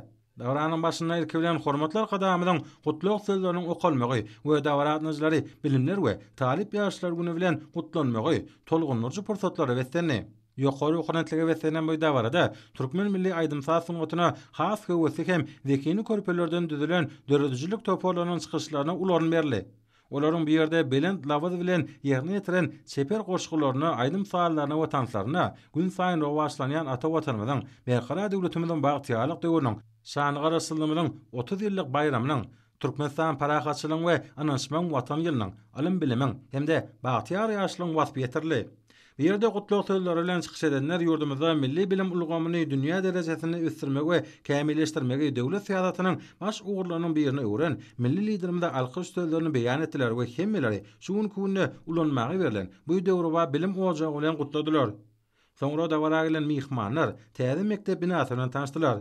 Bir ýerde täze okuw ýylyna mektebe ilkinji gedek ätlen körpe okuwçylary notebooklaryň gowşulmagy bolsa, bu çäreňiň uzak wagtlap ýatda galja gowun göterji pursatlarynyň biri boldy. Täze mektepde okuwçylaryň häzirki zaman ösen bilim ulgamynyň iň kämil enzamlary bolan multimedia tagtalary, kompýuterler bilen üpçün edilen syn patoglaryna okuwçylaryň özlerine berilen ýumuşlary özbaşlyk berjä edip oturan pursatlary şeýle-de daşary dillerini öwrenmekler üçin niýetlenen ilgafon otoglary şonuň ýaly döwri we enzamlar bilen üpçün edilen gyýylar hem oglanlar üçin aýry-aýry zähmet otoglary mihmanlarda has oňa täsir galardy. Mektepde sport zallarynda sportyň durly boluşlary boýunça ýaşlaryň hemde türgünüşlerini geçirmek üçin hem giň mümkinçilikleriň döredilmegi bolsa, hormatlar kadamynyň sağlam durmuş ýörelgesini ýaşlatyň günnelik durmuş enligine öwrülmegine ýardym eder. Soňra bu täze mektepde hoşalyk maslahaty geçirilip, ol ýokary okunatlyga besenli. Lewap welaýatynyň Saýat etrafynyň şowdur geňeşliginiň Saýatly owasyny milli maksatnamanyň şäherlerine 600 orluk täze orta okuw mekdebi gurulyp ulanmagy berildi. Bilimler we talip ýaşlary güni we şany garaşdyrmanyň 30 ýyly münasibetli bu deskanyň açylyp ulanmagy berilmegi owa ýaşaýjylar üçin ýatdan çykmajak waka boldy. Açylyş dawaryny bagtyar zamanamyzyň bagtly ýaş nesilleri bilen birlikde jemgyýetçilik guramlarynyň wekilleri, etrafyň ýyl sarpary ýaşlary, mehrem inileri gatnaşdylar. Bu ýerde turwaşdan ösüp gelýän bagtyar ýaş nesilleriň ruh bilen çykyşlaryny verildi. Bagtyar nesiller öz çykyşlaryny bagtyarlyk zamanamyzda ýaş nesiller üçin dördülen giň mümkinçilikleri, bagtyar çağalygy, eşiretli döwrümizde milli liderimiziň bilim ulgamyny amala aşyrýan ajaýyp özgörtmelerini wasp edýän aýdymlary we tanysary bu ýysynç bilen ýerine ýetirdiler. Meşhur aýdymçylaryň we tanystorlarynyň täsirli çykyşlary dawara aýratyn bede berdi. Soňra dawaraly çykyşlary giň orun berildi. Bu ýerde çykyş edenler ajaýyp sowgat üçin gahrman arkadamyza alkyşlar aýtmak bilen dawara ýygnanlary täze deska we täze okuw ýöli bilen gutladylar. Bilim işgärlerim öz çykyşlaryny öňde goýulan maksatlardan we bilim özgörtmelerinden uralyp, ötüp gelýän ýaş nesli edep we terbiýe bermekde geljekde de ihlasly zähmetini gaýyrmajakdyklaryny anandyrdylar. Şeýle binanyň guruluşyna tapawutlanyp zähmet çeken iş hünärmenleri dawraly ýagdaýda sowgatlar gowşurly. Soňra ýaşly nesliň ak patasy bilen bu täze bina gapysyny giňden açdy we täze okuw ýyly münasibetli ilkinji jan kakylly. Dawratnyjlar bu orta mekdebiň we sınıf otoglaryny uruhu bilen aýlanyp gördüler. Binada ösüp gelýän nesilleriň döwri we bilim we terbiýe bermeklary, sagdyn ösüp kemali gelmek üçin şertleriň ählisi dol gödüňini tutulypdyr. Dawratnyjlar ilki bilen ilkinji sınıfa barýan çağalaryň sınıf otoglaryna bardylar we olaryň ruh bilen çykyşlaryny dinlediler. Şeýle il sarpaly ýaşlylar olary hormatly prezidentimiň adynyň şahsy kompýuterler gowşurdylar. Ajaýyp sowgadyň eýsi bolan çağaçyklar milli liderimiziň adyna egsilmet alkyşlar aýtdylar. Umumyň bu täze açylan mektepde ýurdumyzyň bilim ulgamynyň ösen talaplarynyň ählisi gödüňini tutulyp, sınıf otoglary häzirki zaman enzamlar bilen dol üpçün edilenler. Himiya, biologiya, fizika ýaly dersler boýunça tejribe geçmek üçin otoglar, lingafon otoglary, kompýuter otoglary, interaktiv tagtaly otoglar, gahrman arkadamyzyň çuňur many mazmuny ýorulan kitaplary we ilmi eserler, şeýle-de çeper edebiýatlar bilen üpçün edilen okulgy umumyň bu desgada giň we ýagty otoglarda döwrüp bilim almaklygy üçin mümkinçilikleriň ählisi bar. Şeýle-de mekdepde naharhana we ýaşlaryň spordyň bir näçe görnüşleriniň meşgulan niýetiniň ýapyk zal we binanyň ýanyna ýerleşýän sport meydançalar yerleşýär. Mektepde dördülen ähli şertler we oňyň amatlykları syňlan mehmanlar bu ajaýyp sowat üçin milli liderimize alkyşlaryny beýan etdiler. Leva Polatyň Sayet etrawynyň Lewawy geňeşliginiň Goşçu owasyna gurulyp urulmagy berilen 600 orluk orta mektebiň açylyş dabarasam bayramçylyk çäýerleriniň ýatda galyjy pursatlarynyň üstüne ýetirdi. Milli makfatnamanyň şägine urulan owanyň gözel keşfine owodunlyk goşan bu desga yerli guruluşçylar tarapyndan bina edildi. Ýaşy neslin wekilleri, halipa bilim işgärleri dabaranyň gadyrly mehmanlary boldular. Ýokary şatlyk we sene dabarada ruh bilen ýaş nesilleriň göwün göterji şadyan çykyşlary giňden ýaýlanyrly. Joşgulu çykyşlar bu ýere ýygnananlaryň bayramçylyk şatlygyny goşulandyryp, toý mähellesiniň güneşli diýarymyzda gowunjyny, milli liderimizde bolan bu ýysanjyny ýene-de bir gezek hasan belinde galdyrdy. Dabarada eşiretli döwrümizin bagtly çagylyň gözel watyrmyzyň wasby belentden belent ýanglandy. Usatlyk bilen ýerine ýetirilen tanslarym özüne çekijiligi bilen tapawutlandy. Bir-birine ulaşan ruh bilen çykyşlarda eşiretli zamanamyzyň bagtly ýaşlaryny okumagy öwrenmäge dördülen şertler bu mümkinçilikler aýdynlygy bilen öz beýany tapdy. Usat aýdymçylaryň we zekinli medeniýet işgärleriniň çykyşlarym ýaş zekinleriň çykyşlaryna goşup öz bolşuly bayramçylyk sowadyny urly. Açylyş dawrasyny edilen çykyşlarda bilim işgärleri we owa ýaşaýjylary öz hoşallyklaryny we alkyşlaryny bu ýysanç bilen beýan etdiler. Olar milli liderimizin berqarar watanymyzyň bagtyar ýaş nesilleriniň edep terbiyeli, giň dünýä garaýşly, bilimli, beden taýdan berk ýaşlar bolup ýetişme uğruna edýän aladalaryň ählisiniň bu desgada jem bolandygyny bellädiler. Soňra binanyň guruluşyny tapawutlaryň täkme çeken guruluşçylary we hünärmenlere hormatly prezidentimiň adynan sowatlar dawaraly ýagdaýda goşurly. İl sylaly ýaşlaryň patasy bilen bolsa bu ak mektep ýaş nesiller üçin gapysyny giňden açdy. Hormat bilen täze okuw ýylnyň ilkinji jan kakylly. Soňra mehmanlar bu desgada ýaş nesiller üçin dördülen mümkinçilikler bilen tanışdylar. 600 orluk bu iki gatly mektepde okuw otoglarynyň 34-si bolup, çağlaryň döwrüp bilim we terbiýe almaklary uğruna şertleriň ählisi gödegini tutulanlar. Dabranyň mehmanlary ilki bilen ilkinji synpa variant çağlaryň ruh bilen çykyşlaryna tomuş etdiler. Olar öz çykyşlaryna bagtyar çağalygy, gözel watanymyzy, hormatly prezidentimiň ýol başçylygyny amala aşyrýan beýik işler wasp edýän goşgulary aýdyp berdiler. Sarpaly ýaşlar we mehrem inilerimiz olar hormatly prezidentimiň adynan kompýuter sowatlaryny dawaraly ýagdaýda goşurdylar. Mehmanlar mektebiň beýleki okuw otoglaryny da uly höwes bilen aýlanyp gördüler. Mektep okuwçylary mehmanlary mähirli garşy alyp, dürli dersler boýunça özleşdirilen maglumatlaryny we bilim usatlyklaryny uly höwes bilen görkezdiler. Çağlaryň dürli dillerdäki çykyşlary, okuýup başarnyklary mehmanlarda ýatdan çykmajak täsirler galdyrdy. Bu orta mektepde ýörüti enjamlar bilen ornaşdyrylan zähmet otoglarynyň ikisi daşary ýurtlaryny öwretmekligi ýörütilýän lingafon otoglary, kompýuter otoglary bolup, ders otoglarynyň bir näçe interaktiv tagtalar bilen dolu üpçün edilenler. Mektep kitapxanasynyň okulgysynda bolsa ýaşlara gahrman arkadamyzyň kitaplary we zerur bolan çeper we ilmi kitaplar bilen tanışmaga ähli mümkinçilikler bar. Şeýle mektepde 200 orluk mejlisler zaly we 200 orluk naharhana ýerleşýär. Şunuň ýalam bu täze bilim ojagyny ýapyk binalarda we binanyň ýanyna ýerleşýän sport meydançalaryna spordyň dürli görnüşleri bilen meşgulanmaklygy dördülen mümkinçiligim belläherlikdir. Kalplar bu ýysançdan dolu ýaş nesiller bilim işgärleri etrawyň we welaýatyň ähli ýaşaýjylary gahrman arkadamyza alkyşlary we hoşallyklary aýdýarlar. Altyn Güýdüň 1-nji gününe, ýagny 1-nji sentýabrda Türkmenistanyň ýokary, orta hünär we umum bilim berýän okuw mekdepleriniň ählisinde täze 2021-2022 okuw ýylynyň başlanýanyny alamatlandyran ilkinji jaň ýanglandy. Täze okuw ýylynyň başlanma münasibetli bilim ojaklaryny geçirilen bayramçylyk çäýerleri şatlyk sowukyna wetsendi. Güýdüň ilkinji gününe Berkar döwletimiziň bagtyarlyk döwrüniň ýokary ruh berentligine ulan toýlanýan bilimler we tarip ýaşlar gününiň dabaralary ýurtymyzyň bilim ojaklaryna ýokary guramaçylygy eýe boldy. Dabaralarda hormatly prezidentimiň garaşdy baky ýeter Türkmenistanyň mektep okuwçylaryna, talip ýaşlaryna, mugallimlerine we bilim işgärlerine gutlagynyň okulmagy aýratyn tolgundyryjy boldy. Gutluk hem melen şowhunly il çarpışmalary bilen garşylandy.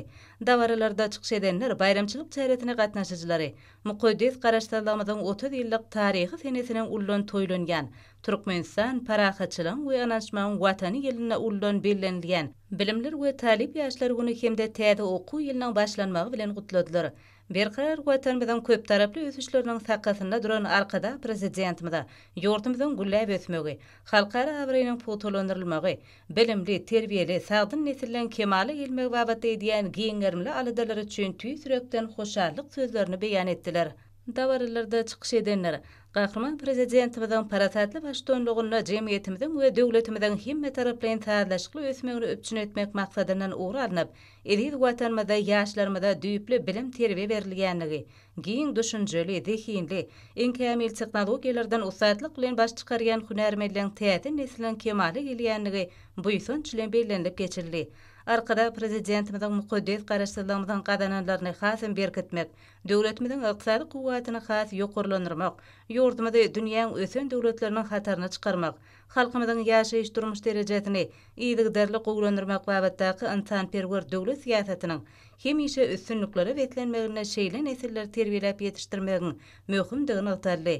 Bayramçylyk dawralaryna ýanglanan aýdymlarda garaşsyz hemişelik betarap Türkmenistanyň bugünkü gün dünýä ýüzündäki awraýy, berker döwletimiziň bagtyarlyk dogruny ýurtymyzda milli welekde ösdürmekde, milli bilim we ilim ulgamynyň özüne uly mümkinçilikleri jemlegänligi, gahrman arkadamyzyň edip Türkmenistany gülledip ösdürmekde alyp barýan tutumly işleriniň giňerimli beýany aýdyň şöhlelenni. Şatlyk şowhuny beklenen bayramçylyk çärelerini ýokary okuw mektebiniň nowatda kabul edilen taliplere, bilimler açarynyň hemde taliplik şahadatnamasynyň gowşurulmagy münasibetli edebi sahada çykyşlary, okap beren bu ýüzünçli şygarlary bayramçylyk ruhuny hasam arşa galyryp, dawara gatnaşyjylaryň göwüni guşuny ganatlandyrdy.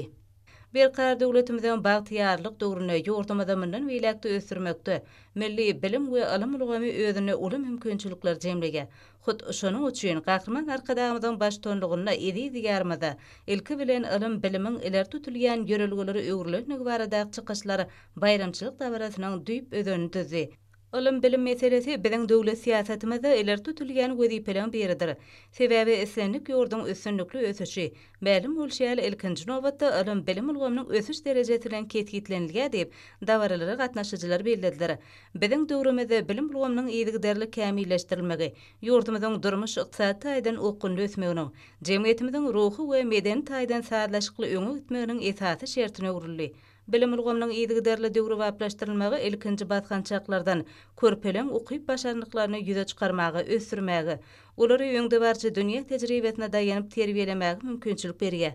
Bu bolsa sonra olardan watanymyzda gülledip ösdürmäge niýetlenen giňerimli meýilnamalary üstünlikli durmuşa geçirmägi okyply, ýokary hünärli işgärler taýýarlamaga ýardam edýär. Soňky ýyllarda hormatly prezidentimiziň tagallaty bilen ýurdumyzda ýokary okuw mekdepleriniň täze binalary açyldy.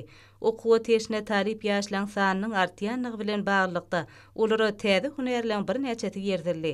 Şeýlede Aşgabat şäheriniň başlap, welaýetleň hemmesinde dürli urlara ýöreteleşdirilen orta hünär okuw mekdepleriniň açylmagy Türkmenistanyň bilim ulgamyny ösdürmäge ulans berilýänliginiň aýdyň alamatdyr. Gahrman arkadamyzyň belleşi ýaly, biziň beýik geljegimiz ýaşlaryň bagtyarlygy, kadaly ösüşi bilen berk baglyr.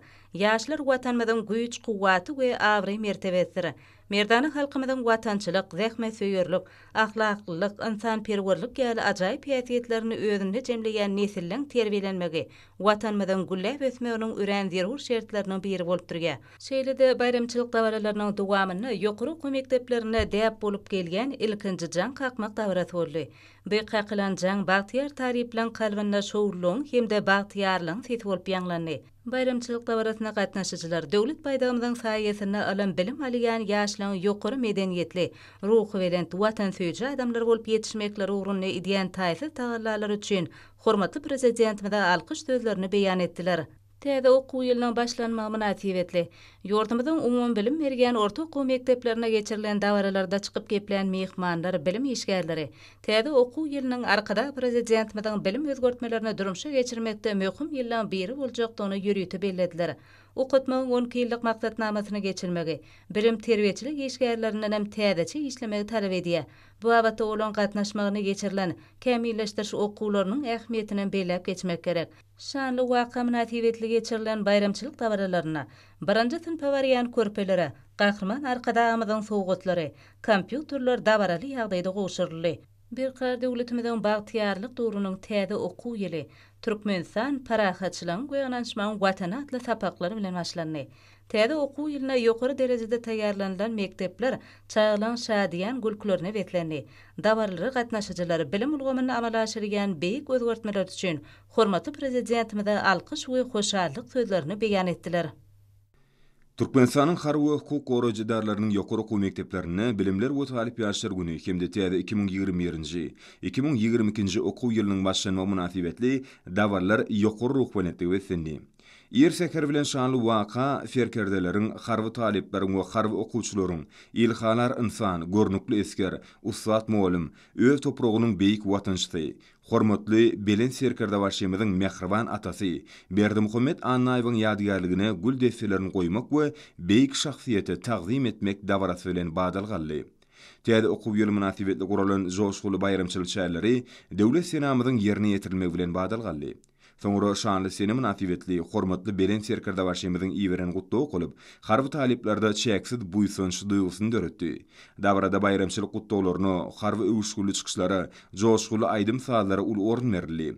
Bilimler we Talip ýaşlar güni hemde täze 2021-nji 2022-nji okuw ýylynyň başlanma münasibetli guralan dawarlara gatnaşanlar, hormatly Belen Serkerde başymyzyň parasatly başlanlygyny, ýaşlaryň zekin mabatda kämilleşmekleri, häzirki zaman bilimleriniň habarly we giň dünýä garaýşly bolmaklar üçin döwlet tarapyndan ähli mümkinçilikleriň dördülip berilýändigini aýratyn nyktap geçdiler. Ustad muallimlerden we tejribeli serkerdelerden bilim alýan watançy nesilleriň harby hünärleri bolan howesler barhartýa. Bu günni olaryň hakyky watansyýar şahsiýetler bolup ýetişmekleri we ata-babalarymyzyň merdanalyk ýolgularyny dowam etdirmekleri üçin ajaýyp şertler bar. Harby bilim idaralarını kemde okuw merkezleriniň üçinçilik binýady puxtalanyrlýa. Ähli zerur şertler gözüňde tutulup, ilmiň iň soňky gazynyň tilsimatlardyr innowasion tehnologiýalar ornaşdyrylýa. Bu bolsa hormatly Belen Serkerde başymyzyň alyp barýan döwlet siýasatynyň özündür. Çünki ilimli, bilimli, hünärli ýaşlar ýurdumyzyň beýik geljegini gurjylardyr. Şonuň esasynda da ýaşlar aýratyn alada bilen gurşalýar. Ýaşlaryň saýlap alan ugry boýunça kämilleşmekler üçin şeýle durmuşy geçirilýän syýasat şäherleri işçen gatnaşmaklar üçin ähli şertler döredilýär.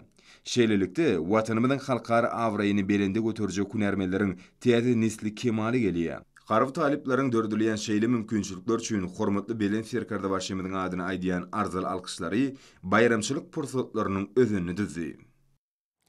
Şuň ýurdumyzyň ähli kunjoklaryny we paýtatymyzda ýol hereketiniň howpsuzlygy ömrümiziň rahatlygy atly bir aýlyga badalgy berildi.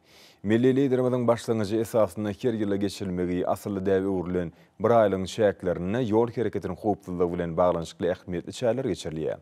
Munyň öňünde ýurdumyzyň her bir raýatynyň we möhüm ýagdaýa bolan şahsy jogapkärçiligini ýokurlanýar. Garaşda baky bir tarap ýurdumyzda ýol hereketiniň howpsuzlygy ömrümiziň rahatlygy atly bir aýlyk eglan edildi. Ma'lum bolşýara arkada prezidentimiň atyrly başlangyjy bilen 2015-nji ýylda başlanyp, her ýylyň 1-30 sentýabr aralygyna geçirilýän bir aýlyk ýylyna öz netijelegini görkezip gelýär. Ýol hereketiniň howpsuzlygynyň öpçün edilmegi gönnen-göne insan saglygyny goramagy gönükdirlenir. Onuň düýüp özeninde insan saglygyny goramak hakyna alada duranlar. Bu alada milli liderimiziň alyp barýan döwlet siýasatyna möhüm orny ýelýär. Bir aýlyk münasibetli ýurdumyzda badalga berilen çärelerde aýratyn noktaly. Ýol hereketiniň howpsuzlygy biziň her birimiz bilen baglanşykly. Şonuň üçin Türkmenistan parahatçylygyň we alançmagyň watany ýylynyň 1-nji sentýabrynda badalga berilen döwlet derejesinde geçirilýän bu ähli halk çäre çağlar bagyna gatnaýan körpejelerden başlap ýaşyl netleçeli hemmämiz agda berlikde işçen gatnaşmalar.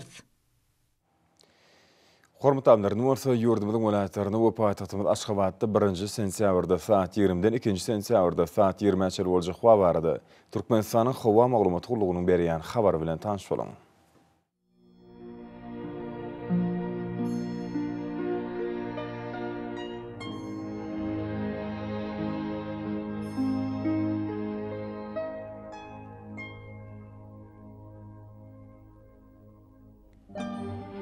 Balkan vilayetine atken bulut hava olup günü oradan tilde sekundu 14 metre yetýän şemal ufer. Hava gijetine 22-27 gradus mayl.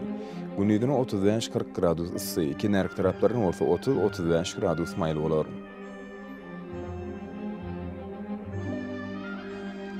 Ahal vilayetine ad bulut hava olup günü oradan tilde sekundu 8-13 metre yetýän şemal ufer. Hava gijetine 17-22 gradus mayl.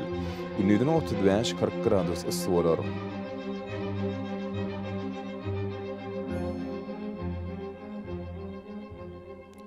Mar vilayetine açyk hava borup günü oradan tilde sekundda 7-12 metre yetýän şemal ufer. Hava gijetine 14-19 gradus mayl.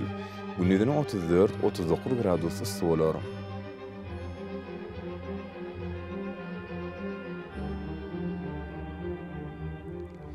Levap vilayetine açyk hava borup Demiradakyk günü oradan tilde sekundda 7-12 metre yetýän şemal ufer. Hava gijetine 15-20 gradus mayl. Günüdüne 34-39 gradus ısı bolar.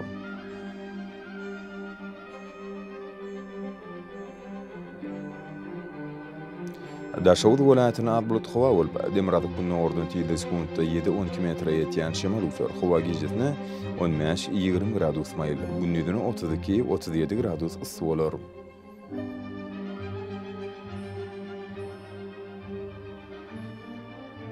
Paýtagtymyz Aşgabatda ad bulut hava borup günü oradan tilde sekundda 8-11 metre yetýän şemal ufer. Hava gijetine 20-22 gradus mayl. Günüdüne 37-39 gradus ısı bolar.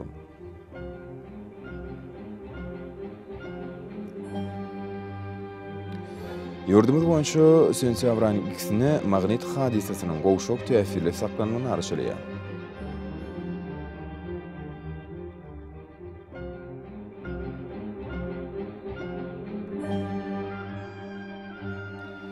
Ediz botanışlar. Güýüz pasyny günüň dowamyny howanyň derejesiniň ütgeýäni nazar alyp, pasynyň aýratynlyklaryna laýyklykda geýinmegi şeýledi. Häzirki wagtda howada tozan bölejikleriniň kadadan 10 götürüm artmagy bilen baglanşykly howa şertleriniň adyn bedeni ýetirip biläjek oňaýsyz täsirleriniň öňüni almak maksady bilen agyl burun örtügini ulanmaklygy maslahat berýär. Mehriban illeşler, onu berk berjäýsiniz. Ýylyň istenik pasyny öz saglygyňyzy gorap bilersiňiz. Mehriban illeşler, şunun bilen watan habarlar gepleşimdi jemleýäs. Berkarar döwletimiziň bagtýarlyk döwrüni ata watanymyz Türkmenistan ýakly wagtlarda tüşeretlenýär. Ählet şoň özünni bolsa halkyň bähbidi we çünki biziň ýurdumyzda döwlet adam düşünýär. Hoş saglyň ederler.